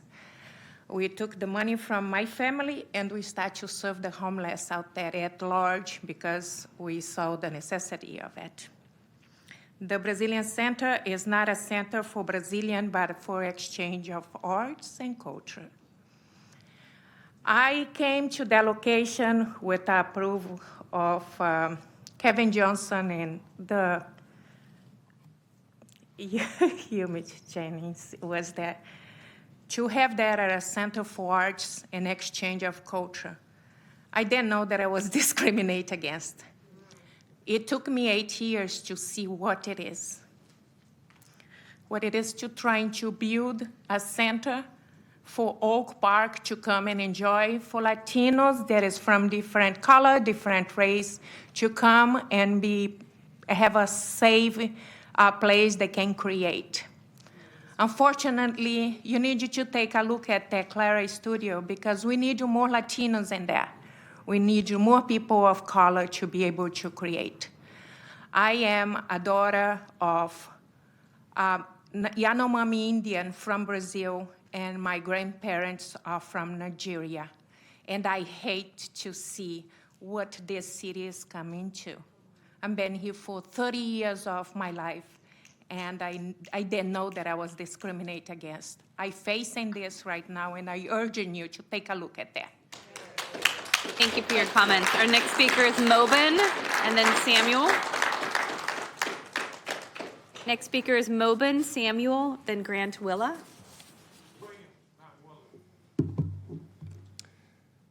I wanted to spend some time talking about something that was touched on very quickly earlier that seemed to be very pointed. It's item number 26. I didn't review the plan ahead of time because I don't get paid to be here, unlike all of you. We are taking times out of our broke-ass lives to be here. But I heard the word vacation being tossed around a lot, and I'm like, what the hell is this? I don't know the jargon. And so I start looking at the agenda, and I realize that vacation means kicking human beings off of the land where they're existing. And I started looking a little bit closer. There are multiple items here for these vacations, including one on Matsui Alley in Katie Valenzuela's district, and a few interesting details. The area requested for vacation is a dead-end alley adjacent only to the applicant's property and the Western Pacific Railroad. At the time of this application to vacate Matsui Alley, the applicant has not provided the specific future development plans for this area, which may include a residential, commercial, or mixed-use project. So they got no plans for what they're doing with it, yet this was not talked about at all and was just approved. These people kicked off of the land where they're existing. What's going on here? Why was this not talked about? I know we spent a lot of time today on similar issues, but what I actually hear a lot of time being spent on is y'all who are paid to be here congratulating each other and patting each other on the backs. You got nothing to do that for. We will congratulate you when you've done a good enough job for the whole fucking city. Thanks. And the next speaker is Samuel Grant William.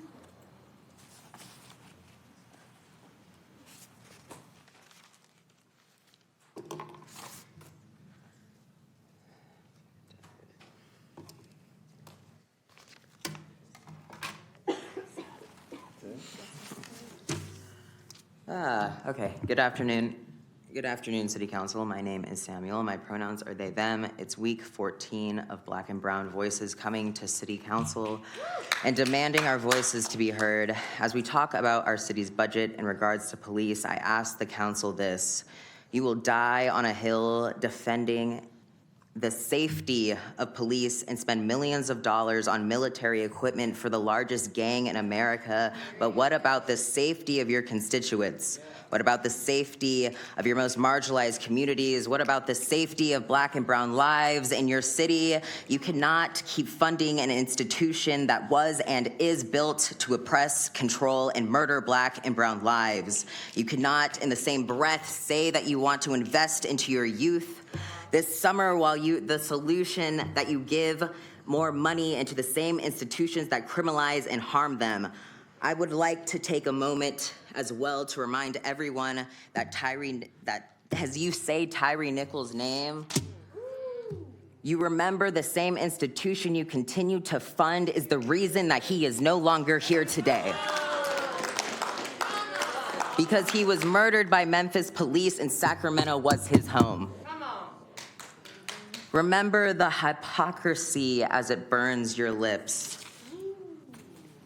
1, we demand a moratorium on all military equipment purchases. 2, we demand City Council approves all SPRC recommendations on military equipment use. 3, we demand a real-time data transparency ordinance for Sacramento City. 4, we demand an end to SAC-PD's use of pretextual traffic stops. 5, we demand an end to SAC-PD's use of unmarked cars and plainclothes police officers.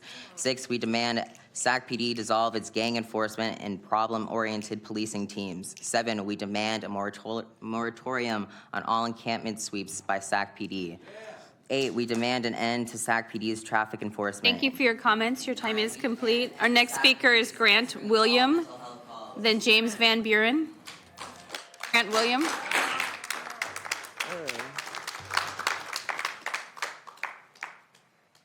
you doing, Mr. Mayor? Hey, my name is Grant. I want you guys to look at this card right here. If you guys can put it on there. Go ahead and proceed and we'll pull it up. Okay, we probably can't. I had this card in my wallet for like the past 5 years, which proves that you guys were misleading me about court dates. Okay, you guys didn't, give me fair due process in the court of law. You guys have been calling and harassing me for like the last 5 years, and I'm getting sick and tired of this shit.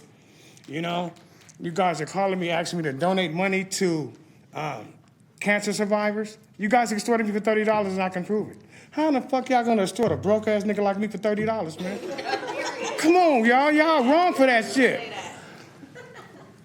I'm not in here to embarrass nobody, Karina. I'm not gonna go there with you. Y'all know what I got on my fucking phone. Y'all know. I wouldn't even have come up here if you guys would do your job. You have managed to go into my doctor's office, Howard Chan, and have made doctors try to kill me. You need to be fired, man. You need to be fired. Because I'm a black man. And man, I don't even know what to fucking say. But quit trying to hurt me, quit trying to harm me. I'm a good guy. I don't deserve this shit. I don't. I deserve to live. I deserve to be happy. I don't deserve the fucking harassment. I'm the father of 5 daughters. I have 2 grandsons. Matter of fact, one of y'all, my son was looking up at one of y'all breasts on goddamn Facebook, and his name is Demetri Williams, and he lives in Hayward. And y'all know what the fuck I'm talking about, okay? Quit doing this to me. I don't deserve it. Mayor, you had no business at my grandson's school following me, sir. You were at my grandson's school, I looked to my left and you disappeared like a ghost. I've never done anything to you, Mayor. Never done anything. I'm looking at all these people coming in and cursing your ass out, man. You deserve some of that shit, though. You do. You do, sir. You do, sir, because I've never done nothing. Now, okay, I got 8 seconds. What about my car? My 2015 Chevy Cruze that y'all had a tracking device on. You and Ann Edwards in the front of the Thank you for your comments. Our next speaker is James Van Buren. Your time is up, sir. Our next Thank speaker you. is James Van Buren, then John Krantz.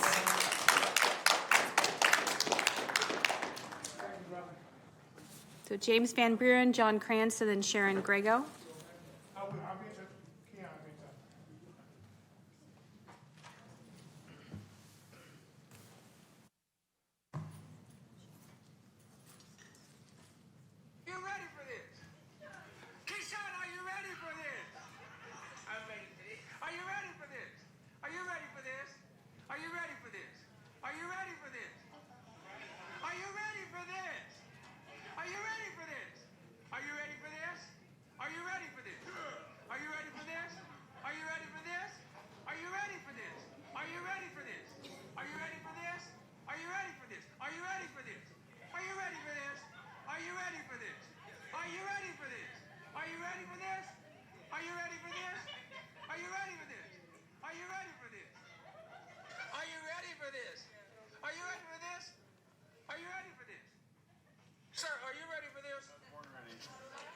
And I am definitely ready for this.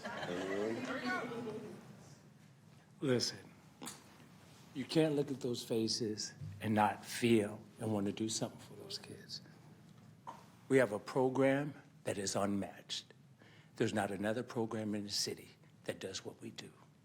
The last time I brought 2 of my adult chaperones who are now attending college, and they asked this forum if you would help them. I want to say, Councilman Lole, thank you, thank you, thank you from the bottom of my heart and for my students. Now, Mayor, when I spoke with you, you said you would do something about it. And when I spoke, I gave $5,000, sir. sir, last year, art is not 1 year. Oh. Art is not 1 year. And had you said that, that would have been a total different thing. But you said that you would talk to someone, and then when I saw you at an event, you said you would get with some other people and you would see what you could do. So let's keep it for real. That's all I got to say. Be a man of your word. If you say you're going to do something, do it. Accountability. Give them pesos. Our next speaker is John Kranz, then Sharon Grego. John Kranz. I don't see John. Sharon Grego. Following Sharon is O, then MVW.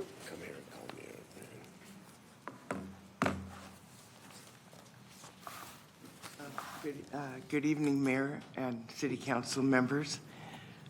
Excuse me. My name is Sharon Grego, and I've been homeless. I happen to be homeless for 8.5 years. I just want to speak a little bit about the inequities that I feel are within the city of Sacramento's methods of dealing with the transitional homeless folks here in Sacramento. They are put, some of them anyhow, are put into hotels with folks that have been in prison and folks that have not been in prison. The problemo is that those who have been in prison continue, at least to an extent, their behaviors that cause them to go to prison without any further punishment, despite the process at the moment at this particular hotel that I'm in, no names mentioned. Now, one of the counselors there assures me that from now on out, when a person puts in a complaint form, that complaint will be followed up, pretty much to the full extent, and not swept aside. And the people that live there will be told that this is, in other words, this is not going to continue, because they're going to fully look into these reports. Thank you for your comments. Our next speaker is O, then MVW. Thank you for your comments.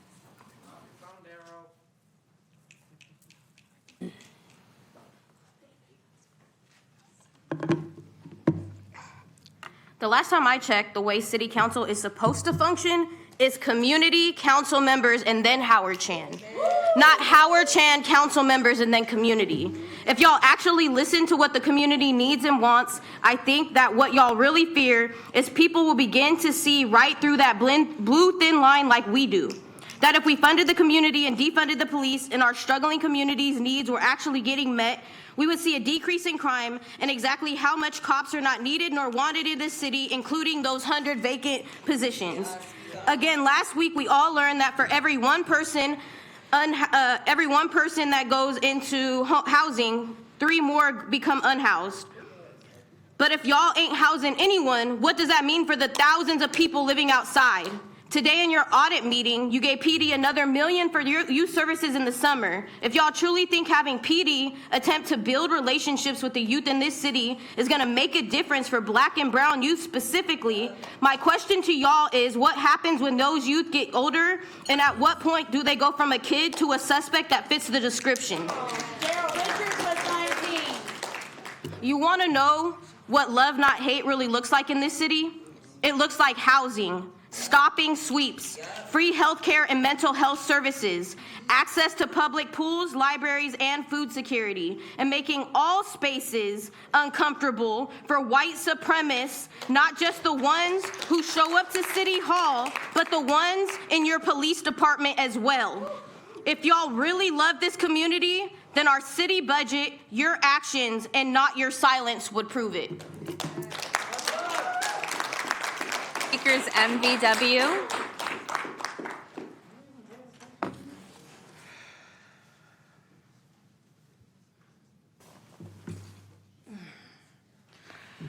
Week 14 in solidarity with Decarcerate Memphis. We've been here for 14 weeks in honor of Tyree Nichols. You can continue to name skate parks after him, but the real accountability would be if he was home with his parents. A few weeks ago, Howard Chan said he felt uncomfortable waiting a few more weeks to purchase SAC PD new protective armored vests that cost around $600,000. Not only did SAC PD end up going over the budget previously approved by Howard Chan and the council, they are now requesting more money, which raises, of course, numerous concerns. The council says, like they say a lot of things, that they struggle with compromising their morals and ethics when making purchases for the city. But they never put their fucking money where their mouth is. They say love, not hate, but they vote like they hate us. I wish sweeping families in marginalized communities made them feel uncomfortable. I wish people dying on the streets of the city they manage made them feel uncomfortable. For Howard, I wish furtherizing the militarization of the police made him uncomfortable. I wish SAC PD murdering black and brown children made you uncomfortable. Did you know Howard Chan, as the manager of the city, has the power to stop the sweeps, fire killer cops, and fund actual community programs, not giving the fucking police another $1 million? All while he makes $500,000 more than the president of the United States, and they continue to raise his fucking, how much money he makes? They continue to raise it every year. Howard Chan and his puppet, Mayor Steinberg, think they run the show and that community has no voice. We fight for a better world where we really can reimagine what public safety for black and brown communities look like, for poor communities, for our trans brothers and sisters. Stop making actions that are performative. Stop saying words that have no weight, and stop selling out the little morals you think you still have. I implore you to do more than holding up a sign when— Thank you for your comments. Our next speaker is Lambert Davis.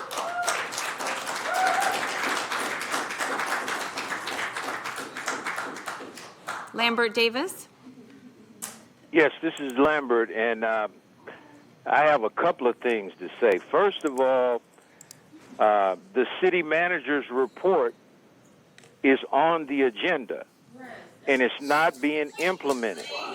And to me, I'm the only one in the city bold enough to say, take it off the agenda or let us hear his report. I want to hear him come in front of the public and give us that report. Don't just blurt out during the meeting, this is going to be in the red next year, this is going to be bad. Give us your report. And the city attorney should be held liable too, because if you put something on the agenda, I want to hear it. The other thing is, I thought that I heard City Councilwoman Telemonte say that she's going to be handing out grants to people in her district. Shout out to you. I wish District 2 would do that for To the Bay and Back cheesecakes, and let me tell you why. This weekend, our cheesecakes mayor, I know you would be happy for us, I hope. We received 5 stars for our cheesecakes, and we received a contract. Now, here I am fighting to get, and while I hear people talk about white supremacists come into the chamber, I have been exposed to some tremendous supremacists inside the city manager's office, and they're all different nationalities, none black, and all of the scandals that I've read about and encountered have involved black people. And so I want to see the outrage of that instead of just people coming to talk. If they come to talk, that's one thing.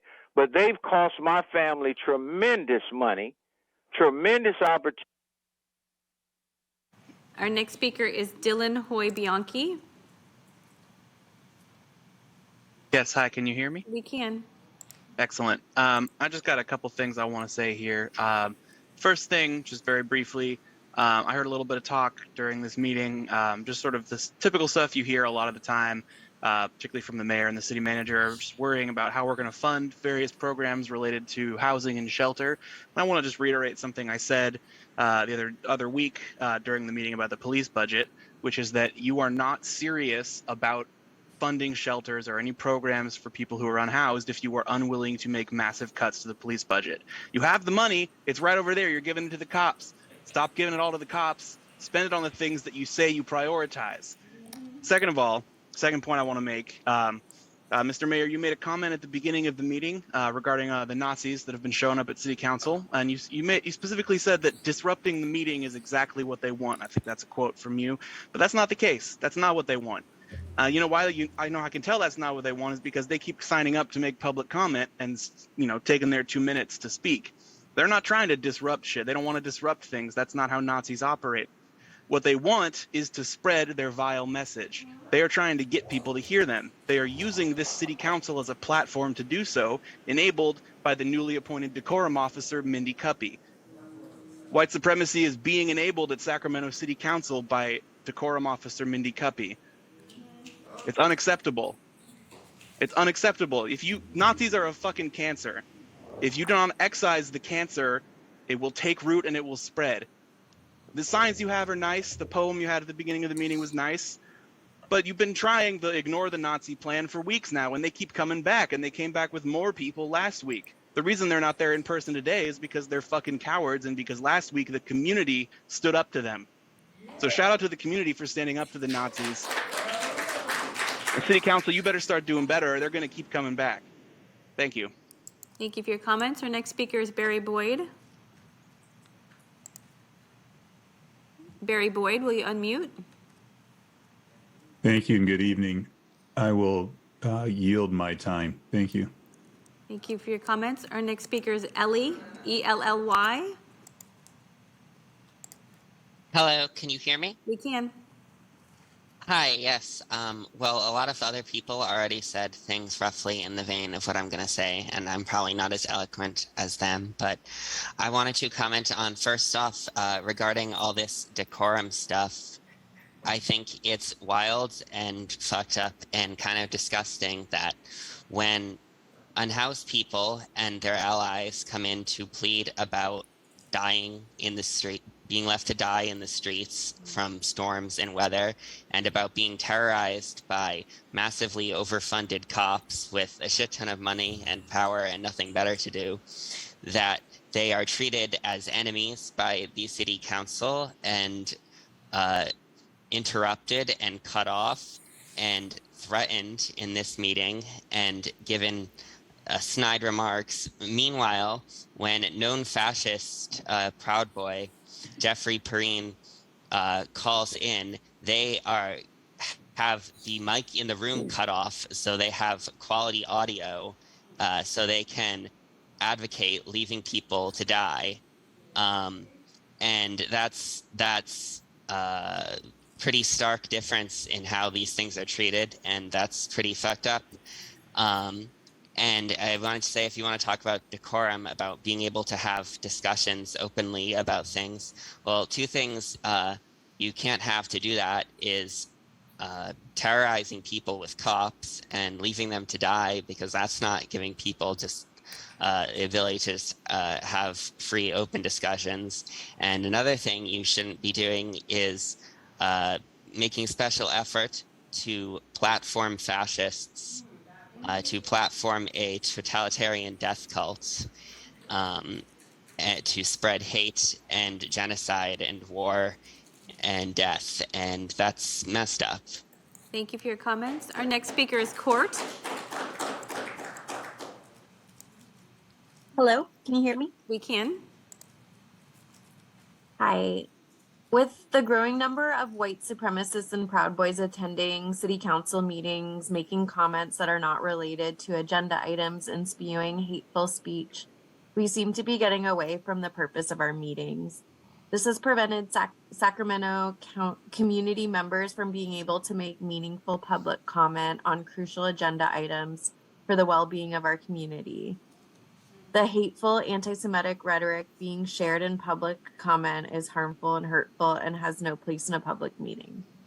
During last week's council meeting, agenda item 13 was co-opted by white supremacists. I'm grateful for the community members who stood up against this hateful and harmful comments. that was not relevant to the city and county partnership agreement to address homelessness. It shouldn't have to be community members who are bearing the brunt of stopping this. We need you as our elected officials to stop hateful and irrelevant comments coming into city council. I'm requesting that this hate speech be shut down in future meetings and not welcome in our city council meetings and in our city in general. Everyone deserves to feel safe. These people are coming to intimidate and spew hate, not coming to give input around improving the well-being of Sacramento and our people. Thank you. Thank you for your comments. Our next speaker is Michael Harris. Greetings, Mayor, City Manager, City Council. It was a blessed Memorial Day yesterday, and the idea that the initial Memorial Day, Decoration Day, interestingly enough, given the topic of majority of comments, was during the Civil War, and since beginning of the turn of the century, we've been talking about the slavery, institutional racism, the slavery that happened here in Sacramento before the Civil War. The slave auction blocks in old Sacramento. But thankfully, the work of a lot of people, we were able to pass the baton. Juneteenth is a federal holiday. It's a state holiday for the students. It's an optional holiday for the employees. The county of Sacramento, it's a holiday for the employees. And so at some point, the city of Sacramento will make it a holiday. That's a union issue. But the idea, we have to talk about the origin of hate, and some of it here in our community, has been dealt with piecemeal over the years. But the root cause of hate, the guy that taught Hitler how to hate come out of Sacramento, Mr. Gady. But the idea that we can't run from this issue, we have to meet it head on. And Juneteenth holiday in the city would be a time to focus on how we got to that point with slavery that happened here in Sacramento. Thank you for your comments. Our next speaker is Robert Copeland. I'm going to lay some facts on the city council. One, a lot of people are homeless because rent's too high, and people on SSI and other income groups are living below the federal poverty level, and rent's going up faster than their income. We need rent control. We need a city council that actually cares about the community, including the homeless population, instead of Swedes, instead of giving Nazis an extra 30 seconds, like I heard, and to cut people off that are on my side at 2 minutes. That's unacceptable, Mayor Steinberg. And I'm glad you're not running for mayor again, because I wouldn't vote for you. You failed the city council, you failed the city, you failed everybody in the city. We need to record for what you actually fought back in 2019. You're a joke. You're the reason why rent's going up and homeless population is going up. Because you actually fought against that rent control. I'm not going to swear and call people names, profanity, but you're a joke. Do better for the city or step down. And let somebody actually knows how to run a city council, because you don't know nothing. Thank you. Thank you for your comments. Our next speaker is Mike Snell. Hi, can you hear me? We can. All right. Greetings, Mayor, Council. First of all, congrats to the city. You are listening to your first Black-owned and veteran-owned dispensary owner. I've received my business operating permit, so equity is happening.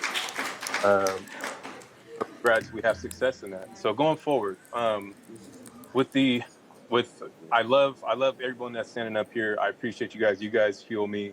I'd rather do this any night rather than sit up in a bar and just throw my life away talking with a bunch of fascists that think they know everything about economics and so forth, that don't know anything. They're just regurgitating what they're on Fox News or their hate groups. So going forward, workshops on, first of all, these, I think it'd be helpful if people understand, okay, what is the scope of or range that the city has on the homeless issues? Because we're in a capitalistic, obviously we live in a capitalistic state. So that guarantees there's going to be a class or classes of people that are the have-nots and the small group that have the most, right? So for those that come on here and comment ignorantly, as if, you know, they don't understand their privilege. Yes, you've been fortunate. You've had the right guidance, possibly. You've had the right family you were born into. You didn't have traumatic issues that just undertook you and just put your life in a whirlwind. So congrats to you. Congrats to you. Unfortunately, that's not the case for everybody, because if everybody could win, then what is that? Communism. Oh, God forbid communism. Oh, God forbid socialism. Oh, God. So we have to come to an understanding here. This is still a human issue. Okay. And then here I am in the cannabis industry, an infant. This is an infant. This is my baby. And we're kicking it in the face and putting tax burdens on it. And we expect it to develop properly. That doesn't make sense. That's not equity. But yet we're giving more money to police. We don't even have a pool in D4 that Katie is upset about. We have a pool. And so now there's going to be possibly more crime because these kids don't have something to do this summer and get hot. Thank you for your comments. Our next speaker is Robla Park. Robla Park.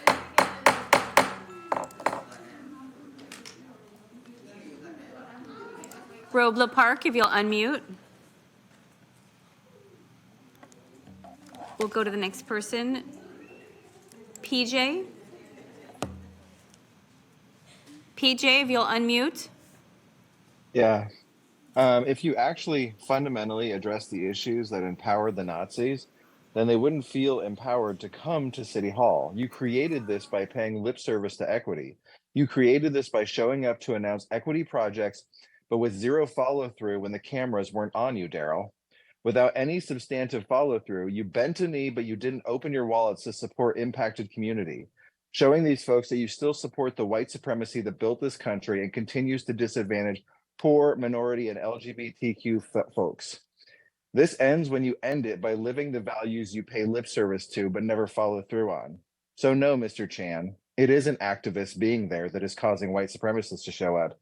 It's your policy that you engage in that prioritizes white comfort over community justice.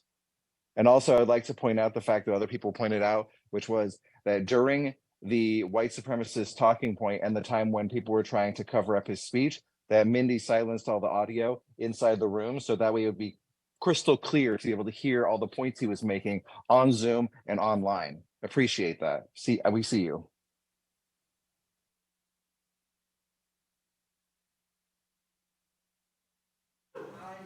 Next speaker is Sarah. Sarah, if you'll unmute. Can you hear me? Yes, we can. Okay. I want to talk to you all about providing services in this city. I watched a video posted by Councilmember Telemontes last week where she said the city had hired and contracted a total of 33 encampment outreach workers and that they had made contact with 1,400 unhoused people from January to April of this year. It was presented as a big achievement, but I think we should think about it. That means that each outreach worker only made contact, whatever that means, with 10 people a month. For comparison, I work on a nonprofit encampment outreach team that has 3 outreach workers. We provide services to more people than the city's team of 33 outreach workers. Each of our outreach workers provides tangible services to, not just makes contact with, over 500 people a month. That's 50 times more than a city outreach worker. We also talked about weather respite this evening. Last week, I visited the Bay Area Community Services Day Center that opened a few months ago in Sacramento. They're open during the day, every day. They serve meals. They have couches for people to sleep, computers and TVs that they can use. There were a lot of people using that space. And when I asked them what type of outreach they had done, they said that they had only done one round of street outreach initially, but ever since then it had just been word of mouth. I volunteered at the past at the weather respites offered by the city, and the difference was palpable. Instead of a reliable schedule, they opened with sometimes just hours of notice. Instead of couches and computers and TVs, we told people to sleep on hard floors. People remember how they are treated and they talk to each other. Every day I hear these conversations. Yeah, DCR showed up. That probably means we're about to get swept. Or I heard about a shelter, but they have a curfew and I'm a grown-ass man. These are common perceptions of the services the city is offering. The fact that many of these services remain underutilized is evidence that we need to be looking at quality, not just... Thank you for your comments. Our next speaker is Mario Guerrero. Mario? Hi, good evening. My name is Mario Guerrero. I'm president of Sacramento Stonewall Democrats, and I just wanted to call and say that I stand with our Jewish community and anti-hate speech. I apologize for not being there in person. I have a sick daughter at home, but I thought it was extremely important that I voice support for our community and recognize that out of this ugly situation where hate speech was used in a public forum, that something beautiful happened, and that's communities came together and spoke out against hate, and that is what we have to do time and time again. And I commit my organization, Stonewall Democrats, to support our communities time and time again. I thank Councilmember Lisa Kaplan for inviting us out. I thank the mayor for speaking out. I thank all the council members and community that showed solidarity. Thank you very much, and you have a good evening. Thank you for your comments. Our next speaker is D5 resident. D5 resident, if you'll unmute.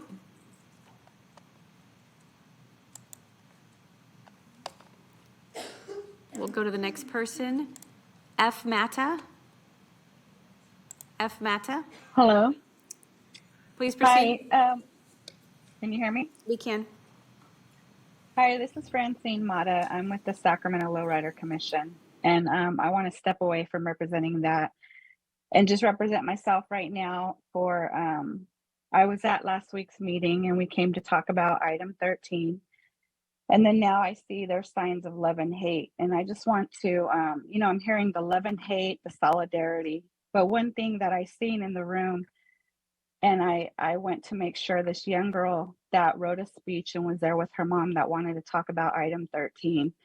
And with all these grown-ups and all these communities and everyone's opinions, everyone just vanished and no one, made sure she was okay. Our youth.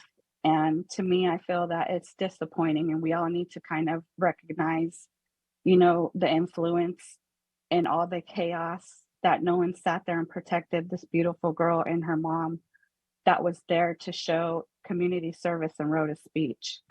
I think with homeless, there's a lot of people, I've had experience with it, worked with 211, that don't have that experience in homelessness. And, no one ever outlines the 2 to 6 people in a room that costs $800 per person with different people, whether it's youth out of foster care, mental health illness, all in the same houses. But from that, tomorrow is May 31st. Our Sacramento Lowrider Commission and the city of Sacramento repealed the no cruising ordinance. And I want to give thanks to our mayor, our city council, everyone that helped participate and support. From there, our lowrider community has assisted with ACR 176 and then went statewide with AB 436 that was written here in Sacramento. And I just want to commend all the lowriders for everything you do for our community. Thank you, and you should be honored. Thank you for your comments. The next speaker is Richard Wake. Yeah, can you hear me? We can. Yeah, good evening. Richard Wake, Sacramento City Council, District 7. Just wanted to echo some sentiment that one of the previous speakers made about how prevalent hate is in Sacramento. Today, I read a story that was posted on Nextdoor about an incident that happened at the grocery outlet in City Council District 7 at Riverside and Florin. To get right to the chase, a customer was trying to get to where her cart was with a case of water, and asked the gentleman in front of her to move. And the gentleman that was in the store called this woman the N-word. Later on, the woman that was insulted with the racial slur went to the manager and said, complained, and the manager didn't do anything. So, I guess my point is we need to hit back harder on racism and hate. Okay. I called Grocery Outlet myself today.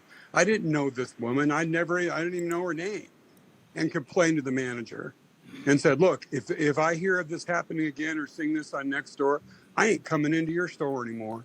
Period. You should not be allowing people to use racial slurs in your store at all. We need to hit back harder on these people. Hard. That's all they understand is hard. Yep. My final comment is that, to open up a respite center, there's a pretty obvious place downtown, 15th and J. It's called the Memorial Auditorium. It's hardly being used for anything. There's a lot of space there. There are drinking fountains. It's air conditioned.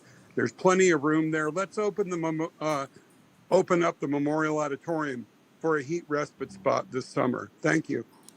Thank you for your comments. And last speaker is Misano. Let's go. Stand up.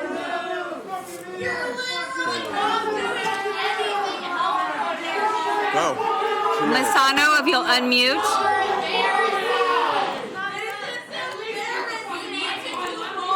Misano, if you'll unmute. Okay, can you hear me? Yes, we can. Thank you. So, got a few remarks. First of all, start off with hurt people. So, the behavior of a lot of people that we're hearing right now is just simply because these people are hurt and they want to hurt other people. Every single man and woman in America, regardless of race or religion, was given certain inalienable rights. Among those rights was the right to speak the truth about the situation they confront, and they have the right to criticize wrongdoing by any person, race, or religion. No person, race, or religion are above criticism. The right to free speech is not given by any politician. It is not given by any human being. It is not given by popular consent. It is a right given by God, and any human who opposes that right opposes God. Some members of the council said last week that they were unsafe. How were you unsafe? You had 30 plus members in the audience, which are there again, of your supporters, and had 50 police officers within 5 minutes of you. None of us five who attended had anything dangerous. You knew that because there were metal detectors in front of the city council. Yet you ended the meeting early for no reason. Sacramento city council meetings are not gigantic stage stations for your feelings.